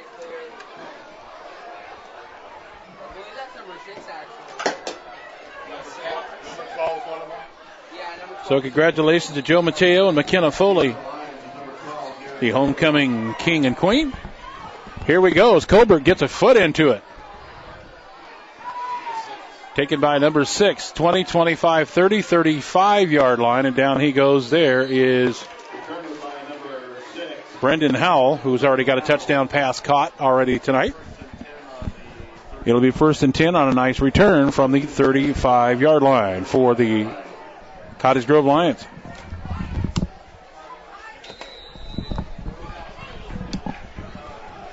So the first quarter was Corey Parent, the quarterback. Second quarter was Blake Sintman. Now back in at quarterback for the third quarter is Corey Parent. as alternating quarterbacks for the quarters. And Parent back to throw. The left-hander throws. It's complete across the 35-yard line for a short gain.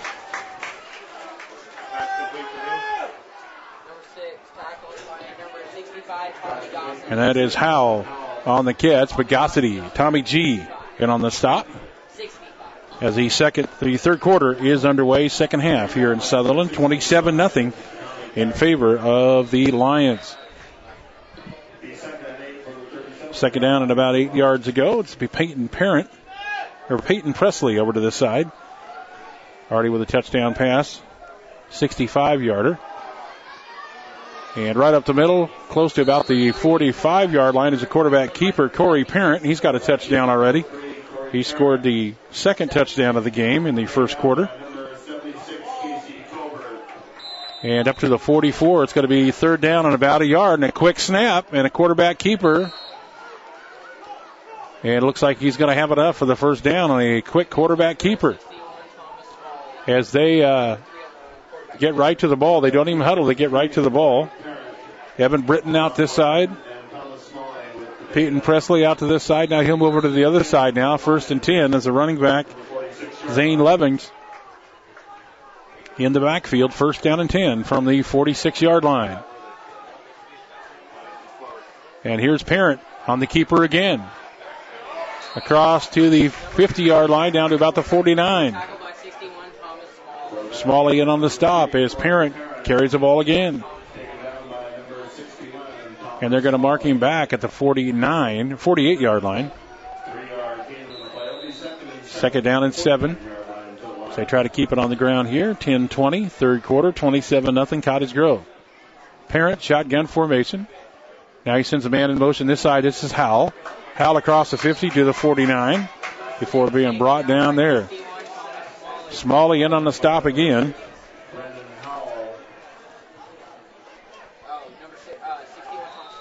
Smalley in on the stop. Out of the ball game, Casey Colbert and Cody Brownson. 49-yard line, third down and 5, and jumping off sides is Smalley. That hard count, he'll call that hard count, and then if they don't snap, then he'll look over at the play, and it's offsides against the Bulldogs.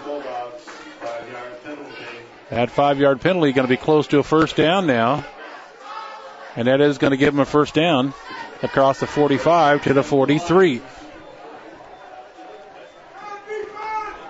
So the 43-yard line, 1st and 10.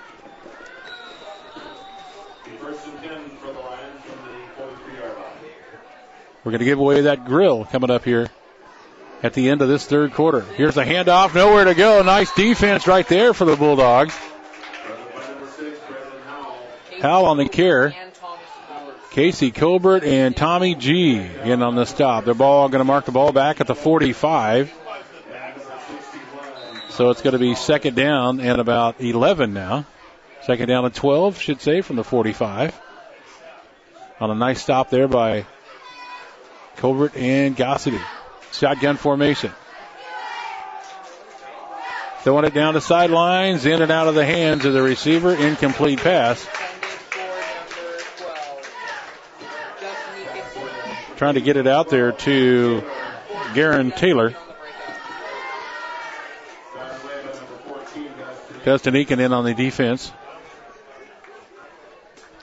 Brownson into the ball game. Carrillo out. Incomplete pass will be third down and 12 from the 45. Garen Taylor, Brendan Howell to the far side. So they're getting the play. So third down and 12 for the 45. 9:06 left, third quarter. Parent back to throw again. Looking deep. Now he's got to pull it down and throw it right at the last second, and it's almost intercepted.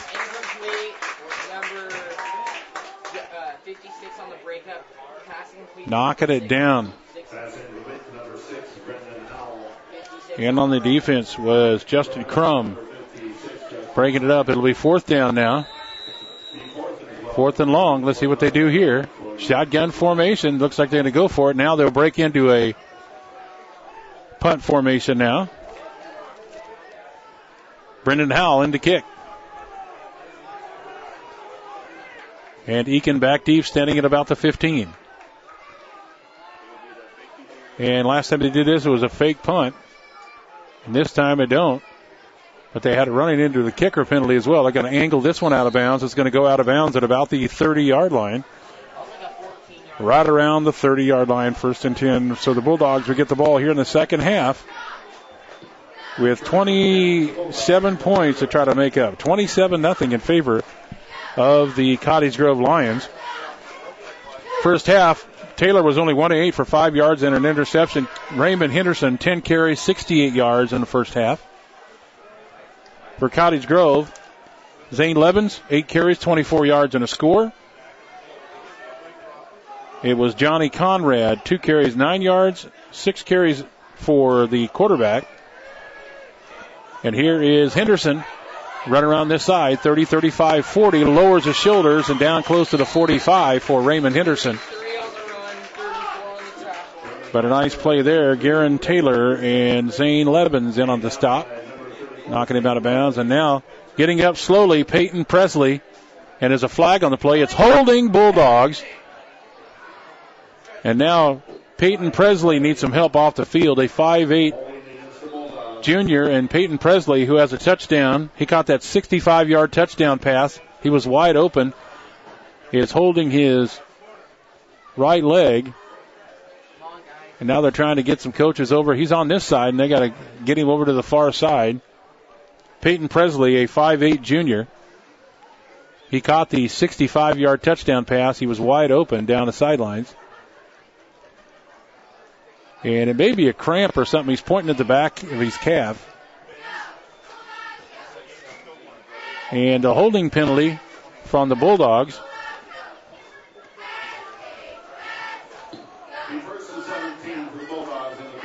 So now it's going to be all the way back to the 23. 1st down and 17.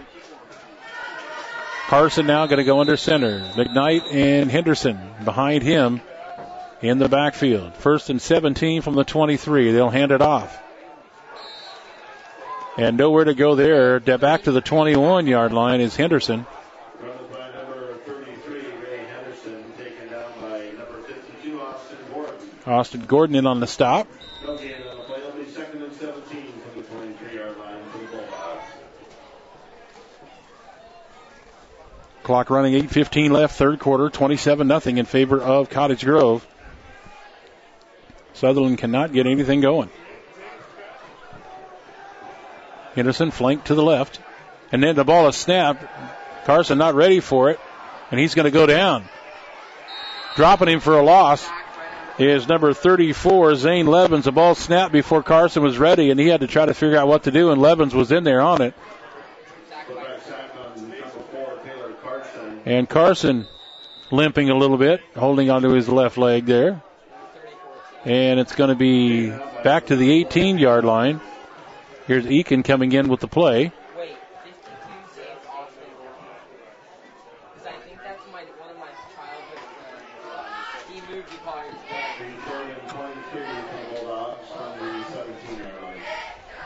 Third down, 23.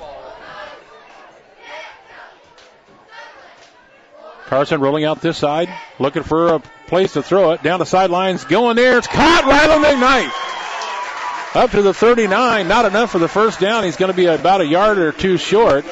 But a nice catch for Rylan McKnight. Nice throw. Taylor Carson on the move, going this way and throws it down. He's going to be short by about 2 yards.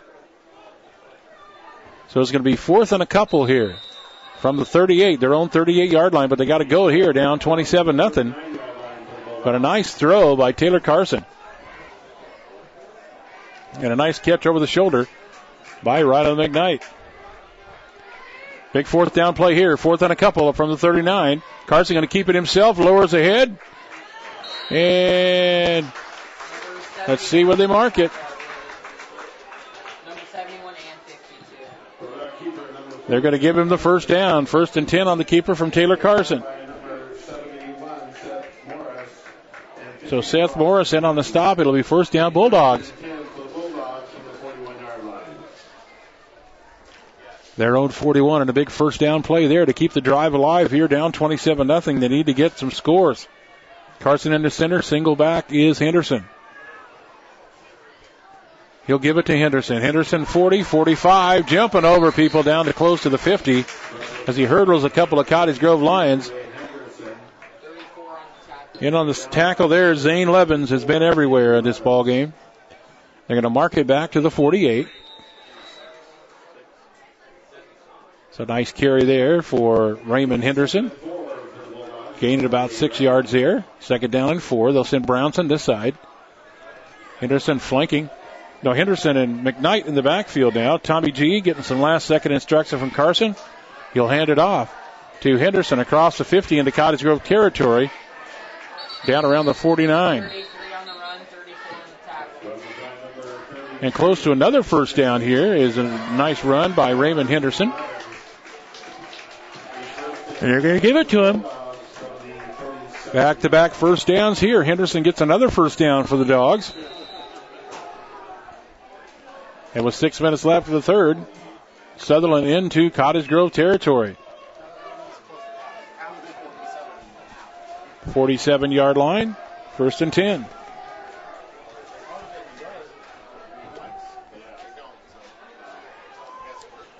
Shotgun formation with Henderson and McKnight. And penalty markers fly, and Taylor Carson uses a little hard count, but did somebody move ahead of time, or did Cottage Grove jump over? Let's find out.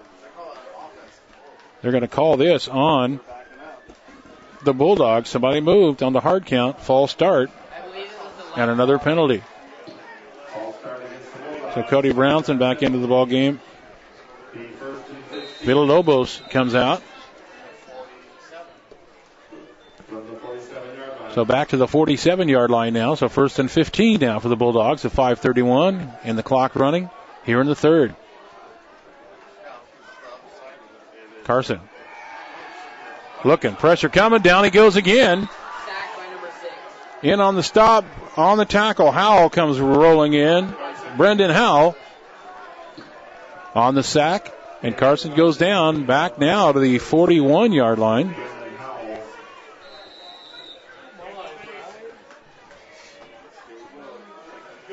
Second down at about 19 now as Brownson will come out.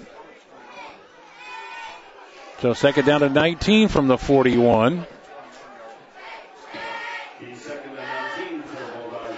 So McKnight, Henderson in there with Carson. And timeout called by Sutherlin. We'll take it as well. 4:43 left, third quarter. 27-0 Cottage Grove. DouglasCountySportsOnline.com. This may sound like a typical high school basketball game being played on a Friday night in Oregon. In fact, it's a crash course in cooperation and teamwork. It's a test of dedication, determination, and drive. It's character development in action. If you think high school sports are only about competition, think about this. High school sports can play a critical role in a student's overall education. In fact, studies show that students who participate in school sports are more likely to enjoy greater levels of achievement in their academic lives. At the same time, playing sports helps teach lessons not covered in the classroom. Lessons like tolerance, respect for the rules, and the importance of supporting your community. High school sports, a winning part of a complete education. This message presented by the Oregon School Activities Association and the Oregon Athletic Directors Association. And welcome back to homecoming here at Sutherlin, but not very good homecoming for the Bulldogs. Down 27-0 after the timeout. 4:43 left, third quarter. Carson will be under center on the second down and 19 from the 41. And Cottage Grove jumps. And this may be on the Lions. We'll see. Did somebody from the offensive line move? Jumping across was Dylan Wooten, number 60 for Cottage Grove.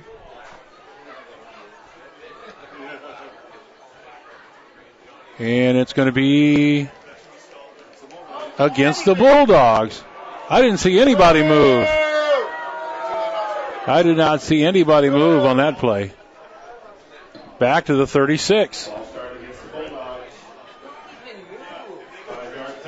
So now it's going to be second down in Oakland. We're going to have to go to Oakland to get a first down now. So second down and 24. They're going to mark it back to the 36. Second down, 24. Carson back to throw. Rolling to the right. Now he's going to throw it down the sidelines. There's a man there and it's intercepted. Cottage Grove comes down with it. It's Garen Taylor if it sticks. Did he stay in bounds? I think so. Garen Taylor on the interception, and it is a first down, Cottage Grove on the interception. That's 2 INTs for Carson tonight. He also has fumbled once. So 46-yard line, first and 10 for the Lions. And the Bulldogs cannot get anything going. And it gets even tougher for them the next 2 weeks because they play the top 2 teams in the league, Sweet Home and Junction City, on the road. They'll play Junction City next week and then finish up with Elmira. Or not Elmira, they'll finish up. They have Sweet Home next week and then Junction City. I was looking at the wrong side. At Sweet Home and at Junction City to finish off the season for the Bulldogs. Cottage Grove will be at Junction City next week and then home for Elmira. It'll be second down and 15 from the 41 for Cottage Grove as they run the clock down. 4:09 left in the third. Cooling off here tonight, shotgun formation.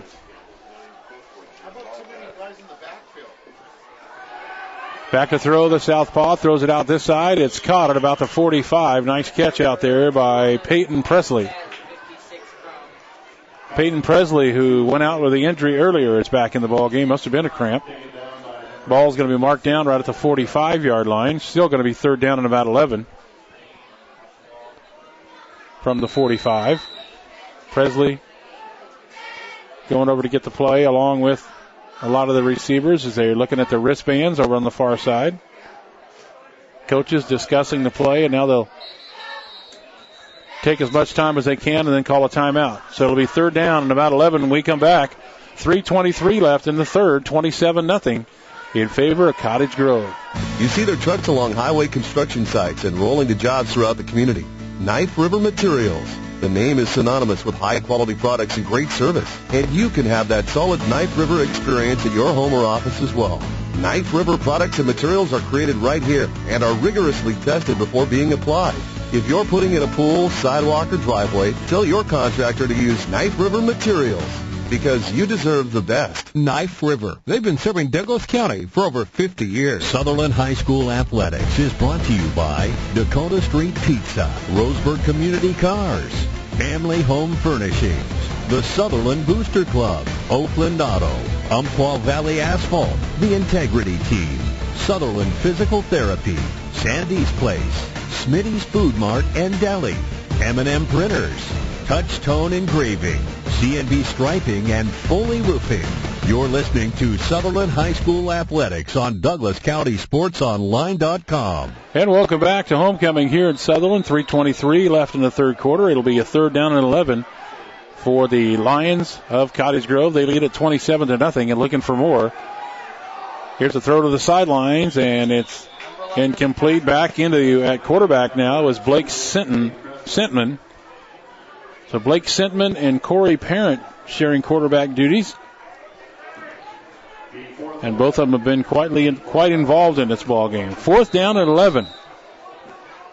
And now they'll kick. It'll be Brendan Howell to do the kicking, and Eakin will go back deep. And up, Blake Sentman is the up man again. Be careful now. Last time, a fake punt last time got him into a first down. And here's a nice kick. And it's going to be down to the 17-yard line, first and 10 for the Bulldogs.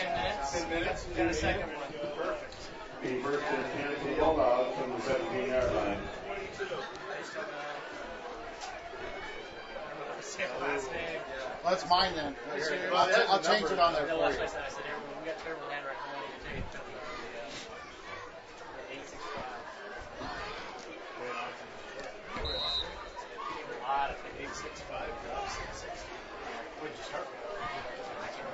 I got here for I was 860.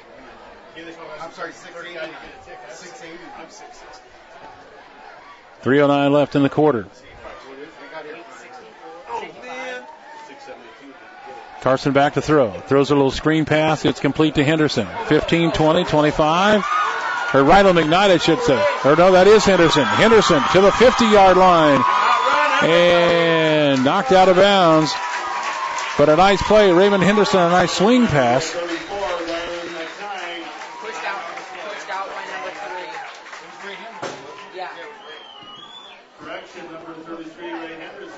So nice carry for Ray Henderson there.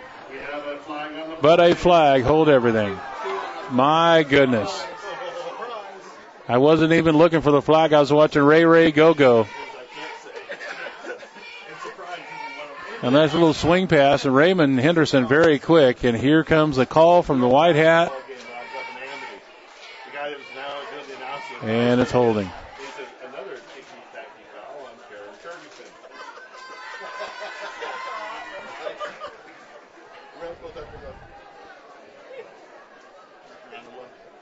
So the flag down at about the 23-yard line. Sean Radford, he just boots the announcer out of it.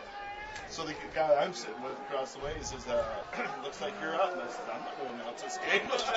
No way, they're after the announcers. 17-yard line, all the way back to the 17-yard line now. So it's going to be first down and 9. He called it where it was at, and a sack again.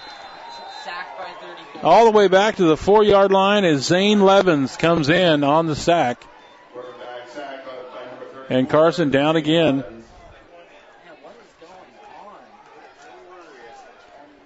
And the ball going to be down at all the way back to the 5-yard line now. So it's going to be second about 22 now. We're going to mark it on the 6-yard line. Oh, my goodness. Nothing going right here for the Bulldogs. Carson going to have to stand in his end zone now. In the shotgun. He'll turn around and hand it off. Henderson.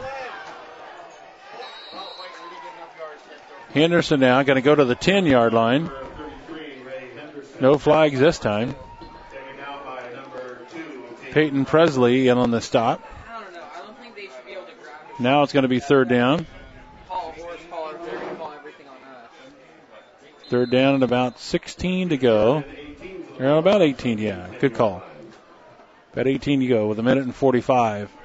Minute and 45 away from somebody winning the cool grill, the Traeger grill from Country Financial. JR is up here with the winning ticket, and I understand it's not mine. Do I get a second prize? No second prizes, is there? No. Okay. Here's a pitch out to McKnight. McKnight rolling down the sidelines and then gets pushed back to about the 10-yard line, 11-yard line maybe. So in on the stop there is going to be Garen Taylor. So another fourth down play coming up here for the Bulldogs. And they'll kick it with fourth and long. So in now for the Bulldogs to do the kicking is going to be Brandon Carrillo.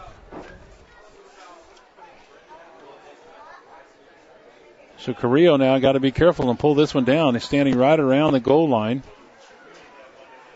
So Cottage Grove going to get good field position here with 43 seconds left in the quarter. Good snap here to Carrillo. He's got time, sets it up, and a nice kick. And it's going to go out of bounds at about the 43-yard line. And that's where it'll go out of bounds. So good field position here for Cottage Grove with 34 seconds left in the third quarter. Try to get you a score from North Bend. North Bend and South Umpqua going at it tonight in the far west as they are playing each other for a chance at first place in the far west. Hopefully we'll get to score from Brent here if we can. from that ball game. 40-yard lines where we're going to be. Cottage Grove will have it 1st and 10 from the Sutherlin 40. There's a handoff to Conrad. Down to about the 35-yard line for Johnny Conrad. And slow to get up for the Bulldogs, number 57. Smalley and Trace Miller in on the stop. Get him about 6, second down and 4 yards ago. That was probably the last play of the third quarter. But the Sutherlin Bulldogs don't let them score anything in that third quarter. So the score is still going to remain 27-0. We'll go to the fourth quarter next here on DouglasCountySportsOnline.com. Hear what one of Avista's customers has to say about energy efficiency. I'm John, and my wife Roberta and I bought this house about 10 years ago. This is an older home, and we decided to work with it to increase efficiency when we could. We've changed some appliances and worked with our utility company to get some rebates. And I think we believe firmly that enough people in town making small choices adds up to a big collective impact. Join the effort and start saving today. Download rebate forms at everylittlebit.com. You can trust Monty Cox and the gang at Oakland Auto. The boys have been working on cars, trucks, and RVs for years and are all ASE certified, meaning they're up to date on all the computer knowledge it takes to keep your new car or truck running well. From a battery change to a complete overhaul, Oakland Auto can do it all. Stop by 236 First Street in Oakland or call 459-3068 to make an appointment.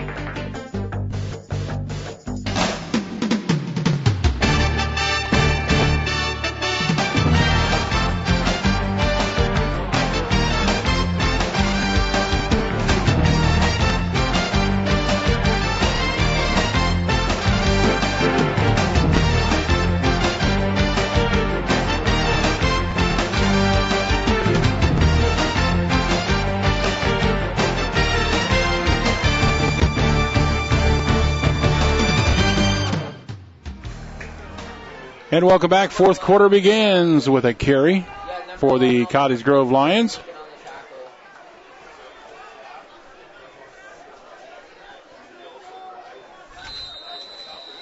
Down across the 30 down to the 29-yard line. Blake Sentman in on the carry. Sentman on the carry, the quarterback keeper. Eakin makes a stop. It's the fourth quarter. We're underway here on homecoming. 27-0 Cottage Grove. Now they're just going to churn some time. Down to the 19-yard line goes the running back. Now trying to churn some time and burn some time off the clock with that lead. And it was the quarterback again, Blake Sentman. Sentman, the sophomore, just trying to run some time. We got a new running back there. Jason Stadler is the running back. Evan Britton out to this side. Couple of fresh shirts on the line. Cody Sapp in there now. And that's behind it. That's a live ball. That looks like he threw it behind him. This could be a live ball. Sutherlin got on it, and it is. It's a Sutherlin ball. That ball was thrown behind the running back, and that's a live ball. And Harrison Harwood will make the recovery. And the Bulldogs are going to get the ball at the 40-yard line. So Blake Sentman, the quarterback, trying to get it out to Johnny Conrad, but the ball was thrown behind him. And that was a backwards pass that fell away, and the fumble, and Harrison Harwood comes up with it. 1st and 10 for the Bulldogs from the 40. Here in the fourth quarter, Carson on the option. Going to keep it himself. 45, 50. Running room down to the 45, down to the 44, and into Cottage Grove territory is Taylor Carson. On a nice carry. Taken down by number 8, Evan Britton. Evan Britton in on the stop. They're going to mark it back to the 45. Cottage Grove 45. From the 45-yard line. So the Cottage Grove 45, 1st down and 10.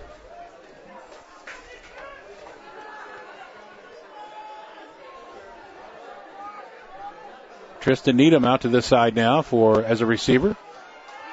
Carson back to throw. Now he's going to pull it down. Now he's going to throw it over the middle. It's incomplete. The receiver falling down. Ryland McKnight falling down, and that one's almost picked off. But McKnight falling down on the play, and on the coverage, Brendan Howell. Incomplete pass brings up second down and 10 from the 45. The Bulldogs with some other kids out tonight. Another one of the receivers, Nathan Cagle, out with a separated shoulder.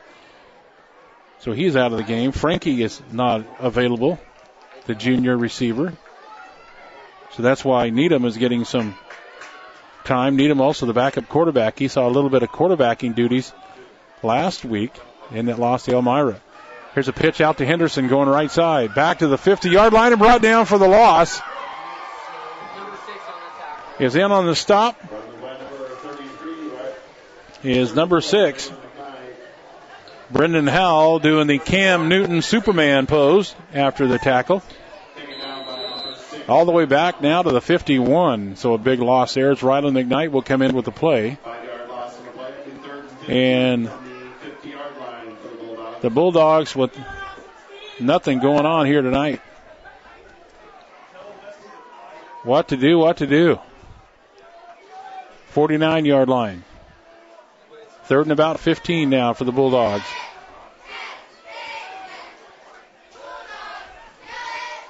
Now under center is Carson. Inside handoff to Ryland. Ryland looked like he was going to throw the ball. Now he's got some running room down the sidelines. Ryland McKnight down to the 30, 25-yard line and finally brought down there. Ryland McKnight lowers the shoulder. And I don't see any flags that time. Yeah, that one might actually count. So we're going to mark it down to the 24-yard line.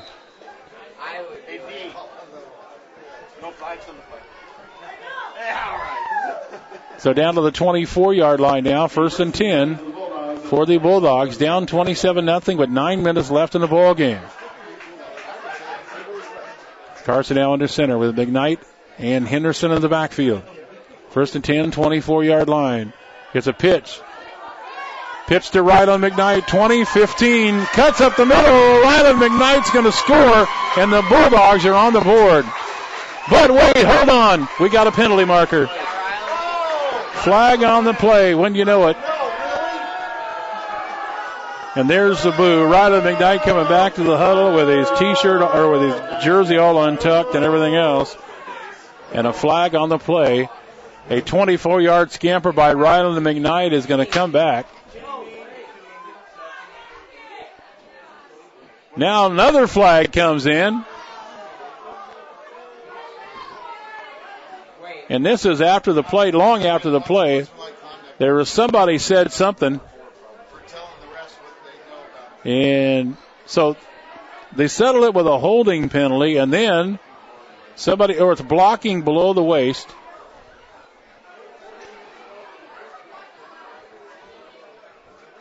Okay, you pointed the wrong way. What are we doing? He blocked. Okay, here we go. Personal foul on sportsmanlike conduct against the Bulldogs. And also blocking below the waist is the other call. So 2 flags here on the Bulldogs. So it's going to go all the way back. So the holding call, and then they turn around and make a late flag while everybody's in the huddle on a penalty. And Tommy G is just beside himself, Tommy Gossity. So now the ball is marked all the way back to the 46-yard line. So a big penalty there. First and 40 now. Carson back to throw. Pressure coming. Screen pass to Ryland McKnight. Ryland's got some running room. 40, 35. Down to the 30. Blocker in front of him. And Ryland finally going to get pushed out at about the 10. So they get it all back right there on the play from Ryland McKnight. Ryland says, I've had enough of this. Any flags on that play? I don't see any flags on that play. So back down now to the 11-yard line is where we're going to be. 1st and 10 from the 11 as they make it all up right there. And they can make a first down before the touchdown. They're going to mark it back. 11-yard line. 1st and 10 from the 11. They can make a first down. The pitch to Henderson. Henderson running right side. 10-5. Cuts it back up the middle. Touchdown Bulldogs. No flags. And the Bulldogs score 11 yards. Henderson on the carry for 11 yards after a big penalty. Riley McKnight sets it up. Henderson knocks it down. And the Bulldogs are on the board. As with all this stuff here, maybe that'll fire up the Bulldogs. We'll see.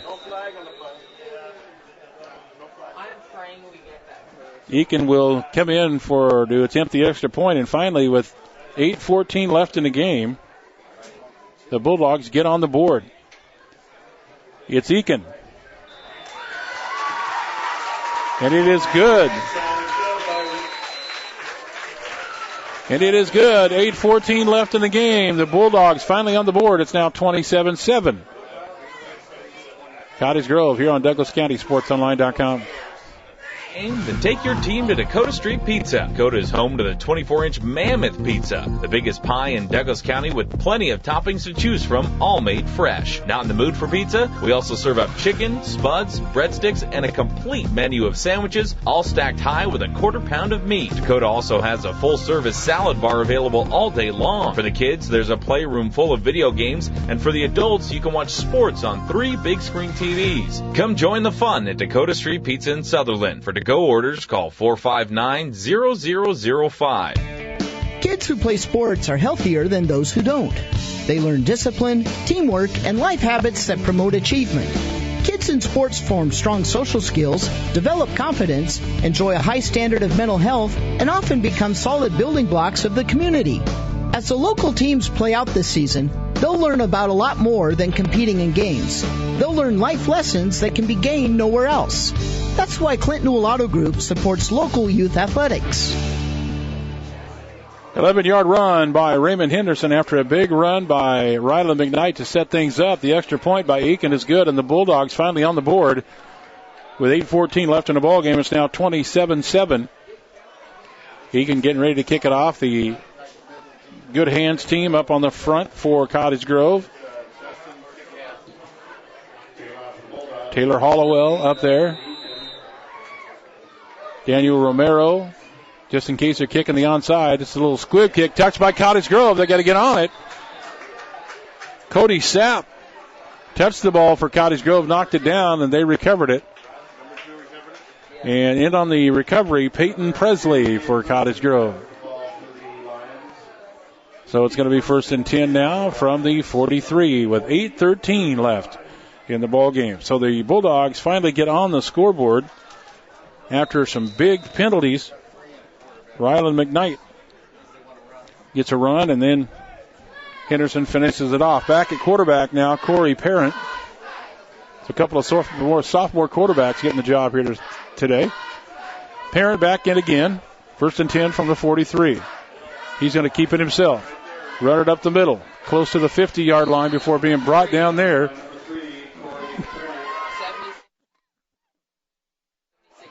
Is Corey Parent in on the carry. Nice 6-yard gain. Mark it back now to the 50.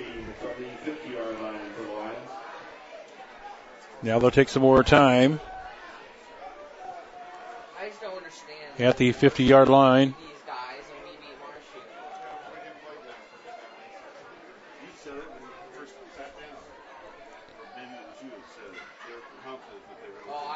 And Parent going to give the ball off now. Zane Levens on the carry. Close to the first down. And they're going to give it to him. First down. 46-yard line. Levens on the carry to get the first down. Smalley in on the stop. 1st and 10 now for the 46. Parent now will look back at the clock and then watch the official in front of him. Wait for the 5-second call. Fake the handoff. He is Parent. He's going to keep it himself down the sidelines. On the far side, trying to stay in bounds. He gets dropped down at about the 40.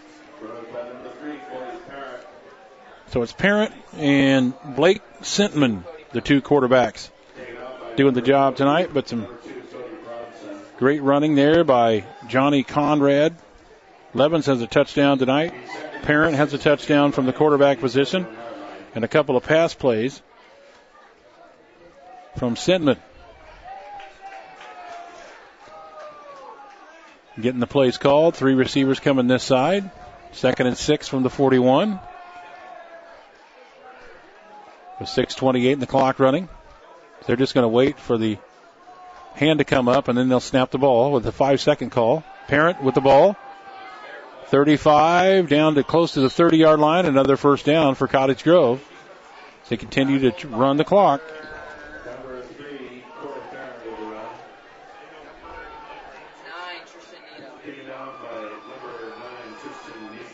Tristan Natum in on the stop, and it's going to be down to the 30-yard line now, and they'll start the clock back up, and here we go.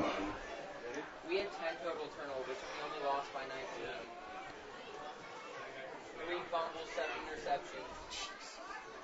Yeah, it was bad. And the quarterback in the shotgun formation, waiting for the 5-second call. There goes the hand in the air. Here comes the ball. It's a snap to the quarterback, Corey Parent. Down to the 29-yard line is where they'll mark it at.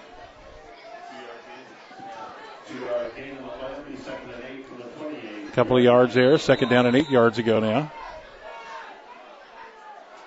Hands on their hips, just kind of getting the play from the coach. They milk the clock here now with 5:20 and the clock running.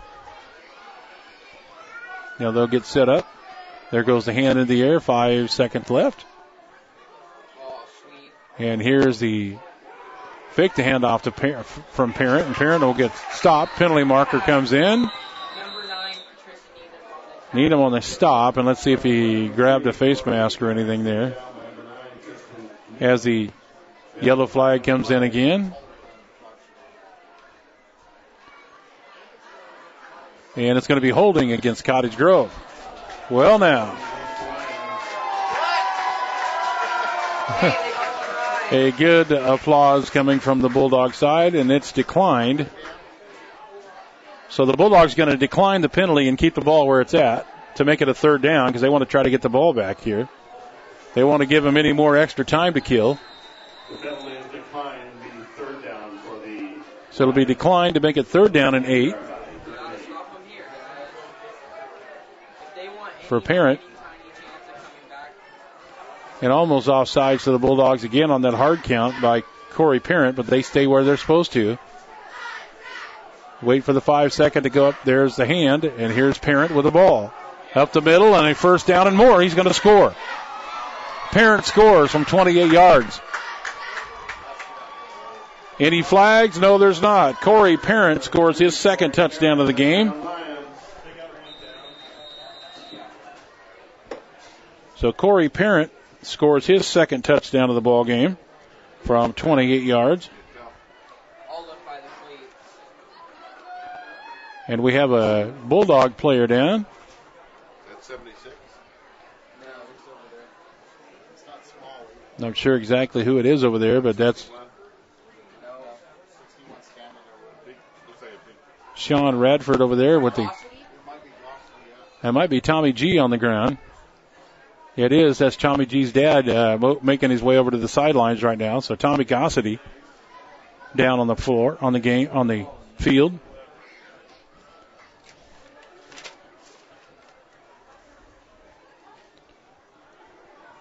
Tommy Gossity, a 6', 220-pound junior. And his dad down on the sidelines.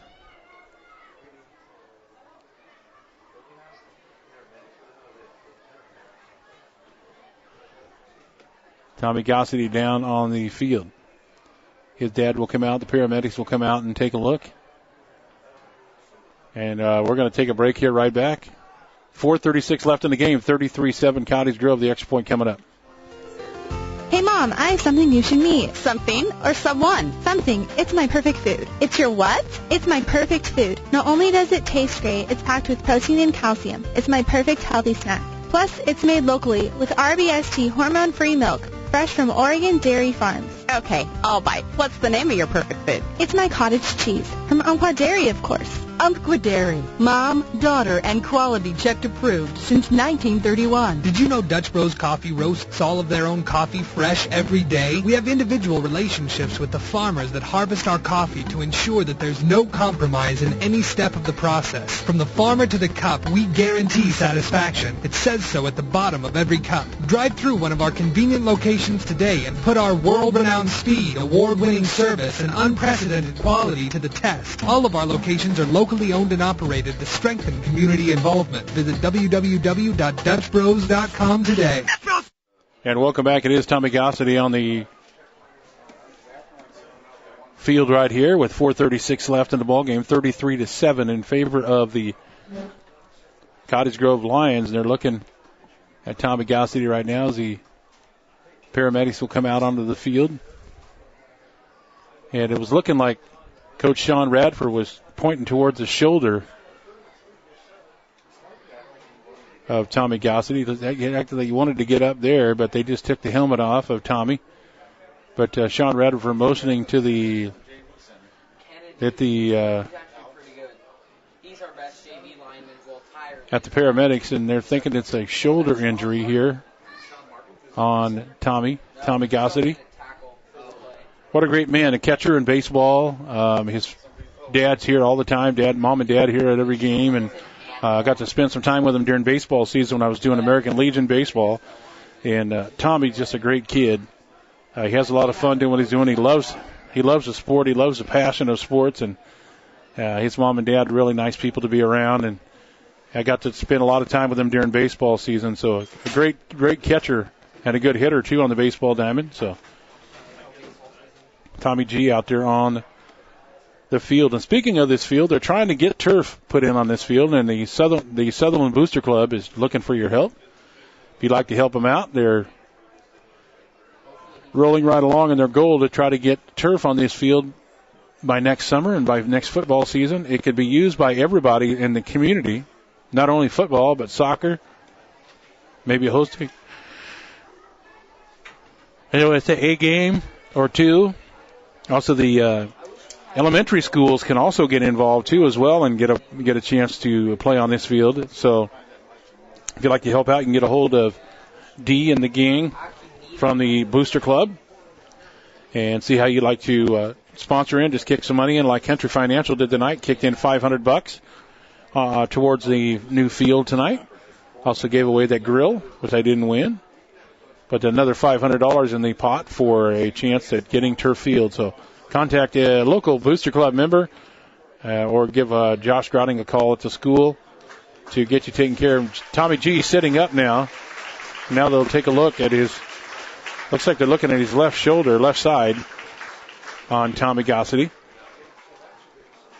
as they sent the field over, the players over. So don't forget now, coming up on Tuesday night, it's a volleyball match. You might want to come out and check out the Sutherlin girls playing Sisters. The Sutherlin girls' only loss in the season was to Sisters earlier this year. Sisters coming in undefeated and a chance at knocking off the top seed is the Bulldogs. As Tommy is on his feet now and will come slowly walking off, and they're holding his right arm. Tommy with a paramedic on one side and his dad on the other side. Bring him off the field. Cottage Grove scored, make it 33-7, and their extra point is coming up here in just a few minutes.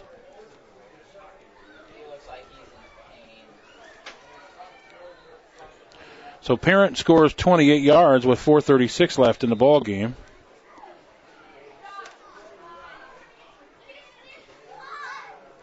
So get ready to kick the extra point here as Tommy is now on the bench on the sidelines. And now they are looking at his left side, his left shoulder. Extra point coming up here for Cottage Grove. Ball is in the air and no good. So 4:36 left in the ball game. It's 33-7 in favor of Cottage Grove. Kickoff coming up on DouglasCountySportsOnline.com. It may not require a textbook, but it's filled with valuable lessons. It may not take place in a classroom, but it's an ideal environment for learning. It may not involve a diploma, but it can help prepare Oregon's young people for life. It's high school sports. High school sports can play a critical role in a student's overall education. In fact, studies show that students that participate in high school sports are more likely to enjoy greater levels of achievement in their academic lives. If you think high school sports are only about competition, think again. Better yet, think about attending a high school sporting event in your community. You'll be amazed by what you see. High school sports, a winning part of a complete education. This message presented by the Oregon School Activities Association and the Oregon Athletic Directors Association. And welcome back. 4:36 left in the ball game. 33-7 Cottage Grove as they get ready to kick it off here.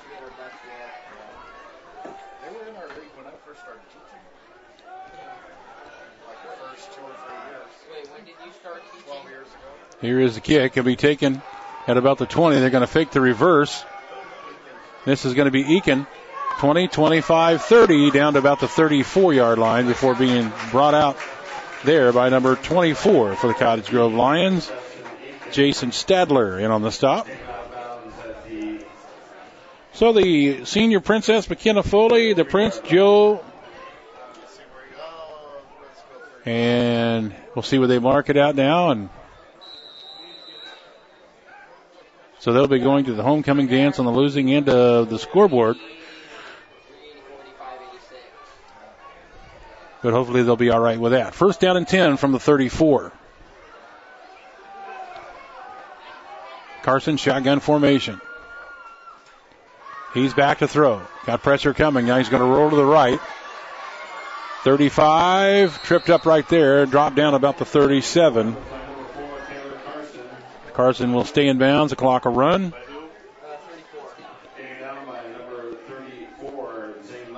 Zane Levens in on the stop again.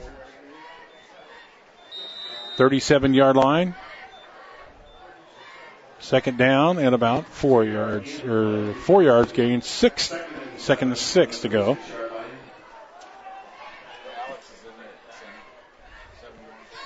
So new center now is going to be Alex Kennedy, 5'9" sophomore. The Kennedy is the backup center for Tommy Gossity. Pitch out now to Ryla McKnight. Stops, stutter step, 35, 38-yard line, and that'll be it for Ryla McKnight. 3.5 minutes yet to go. Sutherlin will try to regroup and head to Sweet Home next Friday night. They'll be at Sweet Home and then finish the season at Junction City for the Bulldogs. For the Cottage Grove Lions, they will play at Junction City next week and then host Elmira at home to wrap up this season. So at Junction City, Sweet Home, Elmira, the top three right now. Sisters right in there too as well.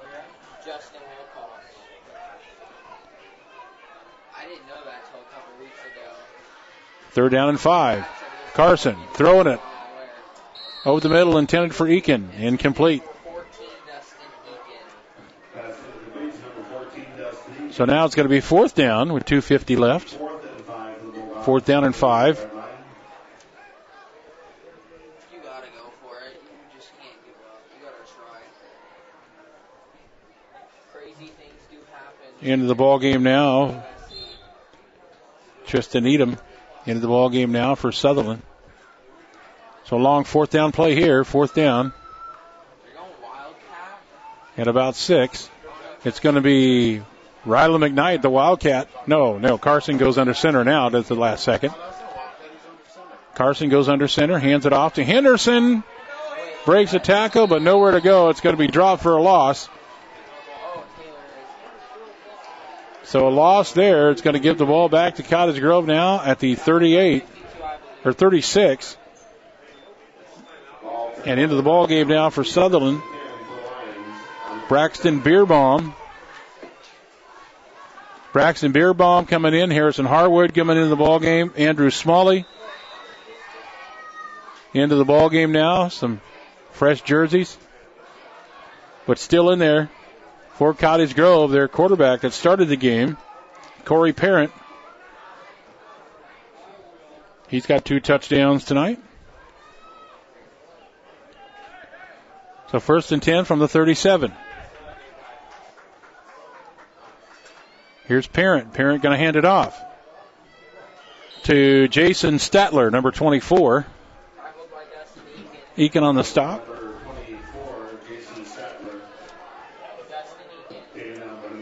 Trace Miller. Braxton Beerbaum.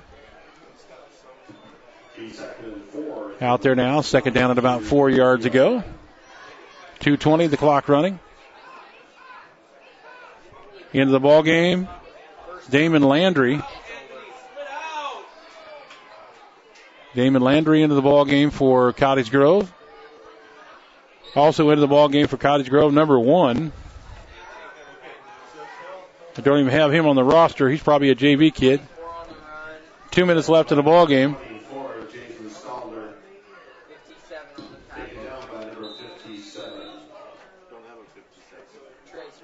Trace Miller in on the stop. 1:43, the clock running, 3rd down and about 4 yards ago. One more first down would probably do it here for Cottage Grove. They've got a couple of new players in the game.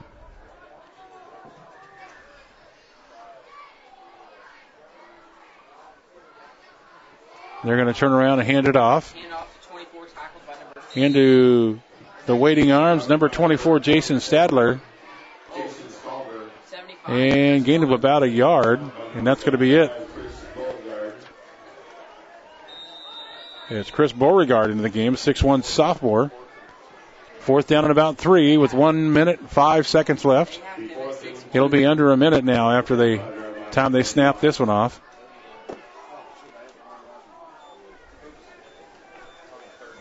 Fourth down and a couple. They're waiting for the 5-second shot. There it is right there. Here's Tommy Gossity heading out with his parents to the hospital. And the stop is not going to be a first down, as carrying the football for Cottage Grove. Rodney Chamberlain in on the carry. And change of possessions. Going to give the ball to Sutherlin now on the 31. As the hand goes to Tommy Gossity, who is heading to the hospital. 49-32 North Bend in the 4th quarter. We got our update here for South Umpqua and North Bend. North Bend 49, South Umpqua 32 in the 4th quarter. North Bend is for real again this year. Carson under center. Hands this one off to Ryland McKnight. Oh, Ray on the carry. Ray Henderson, 36-yard line. And we got a timeout called by Coach Radford. So timeout called with 27 seconds left. 33-7, Cottage Grove. You see their trucks along highway construction sites and rolling to jobs throughout the community. Knife River Materials. The name is synonymous with high-quality products and great service. And you can have that solid Knife River experience at your home or office as well. Knife River products and materials are created right here and are rigorously tested before being applied. If you're putting in a pool, sidewalk, or driveway, tell your contractor to use Knife River Materials, because you deserve the best. Knife River. They've been serving Douglas County for over 50 years. Push it, pull it, drag it, trade it in at the Anything on Trade sale at Roseburg Community Cars. They'll take everything. Boats, land, TVs, guns, you name it. Just bring it to Roseburg Community Cars. Trade it in and you'll get top dollar towards a quality pre-owned vehicle. Roseburg Community Cars has new inventory coming in every day. Right now you can turn your motorcycle, stereo system, or trampoline into a new ride for the summer with their Anything on Trade sale. Roseburg Community Cars, the place to go when others say no. Northeast Stevens across from the Salvation Army. And welcome back. Here's a heave down the field, and it's caught at about the 35-yard line. So Taylor Carson lines up and throws the bomb down the field. And that'll get a first down on a timeout. Cody Brownson in on the catch. So at 15 seconds, the Bulldogs going to have the ball at about the 32-yard line, and Sean Radford with another timeout. So the bomb by Carson gets it down to Brownson. So Brownson now on the timeout with 15 seconds left in the game. With 32 seconds left.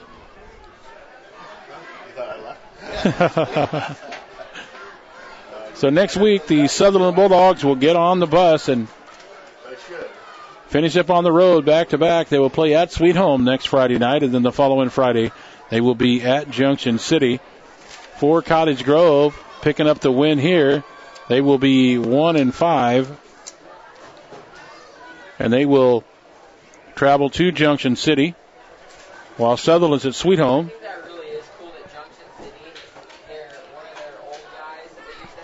So Junction City and Sweet Home, top of the field.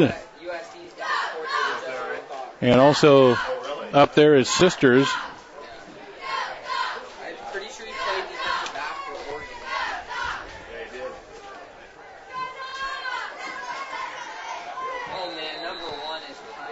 So here we go. 1st and 10 from the 32-yard line with 15 seconds left. Carson looking. Going to throw it into the end zone. Nobody there. Incomplete. Pass incomplete, number 9. Trying to get it out there to Needham, the backup quarterback. That won't be any good. 10 seconds left.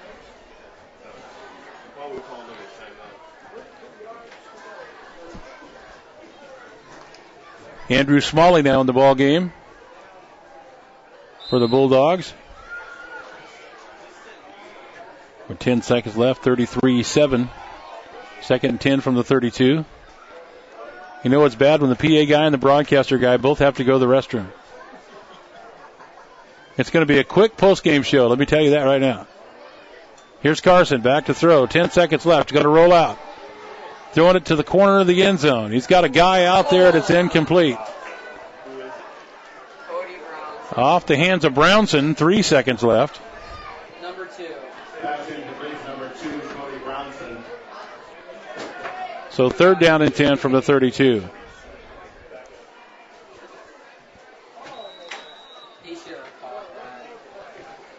So one more play here.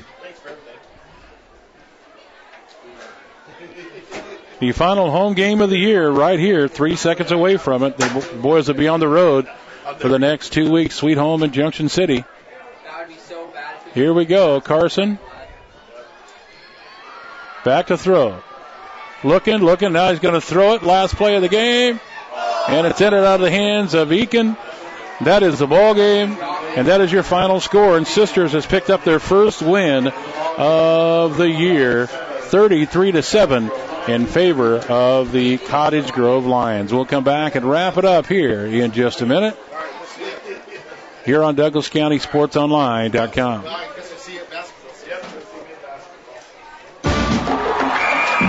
Just like the team that lines up and runs the ball up the middle, ShopSmart doesn't rely on fancy gimmicks or trick plays. All you'll find at your neighborhood ShopSmart are direct deals for the best prices on the products you need most. Need a first down on 3rd and 1? Pull back up the middle. Need prices on groceries that won't break the family bank? Head to ShopSmart. Proud to support today's local football.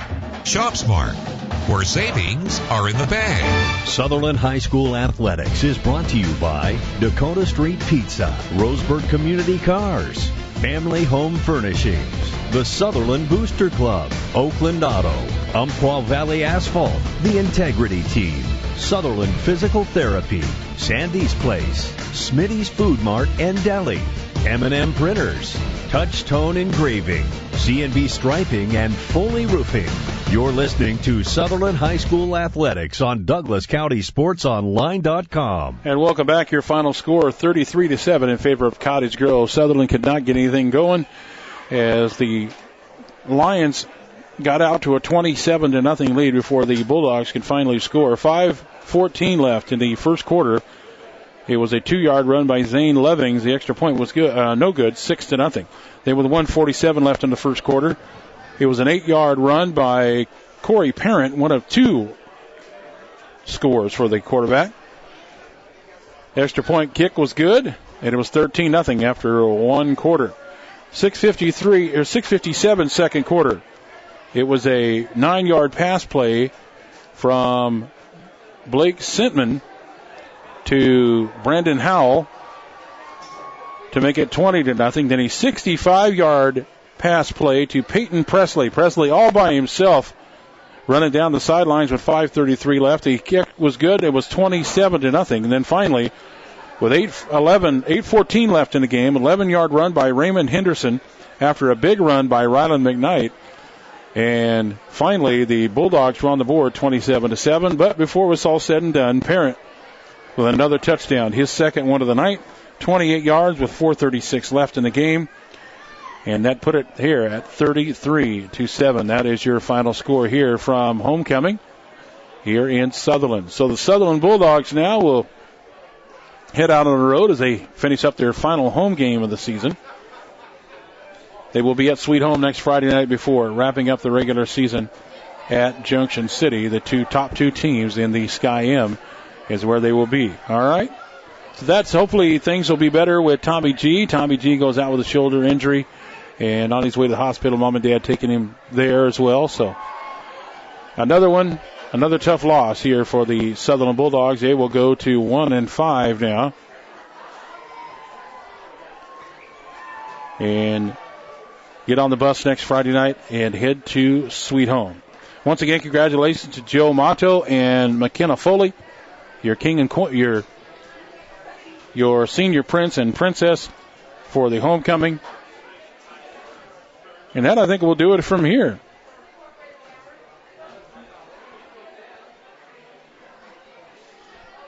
That'll do it from here, ladies and gentlemen. So thank you very much.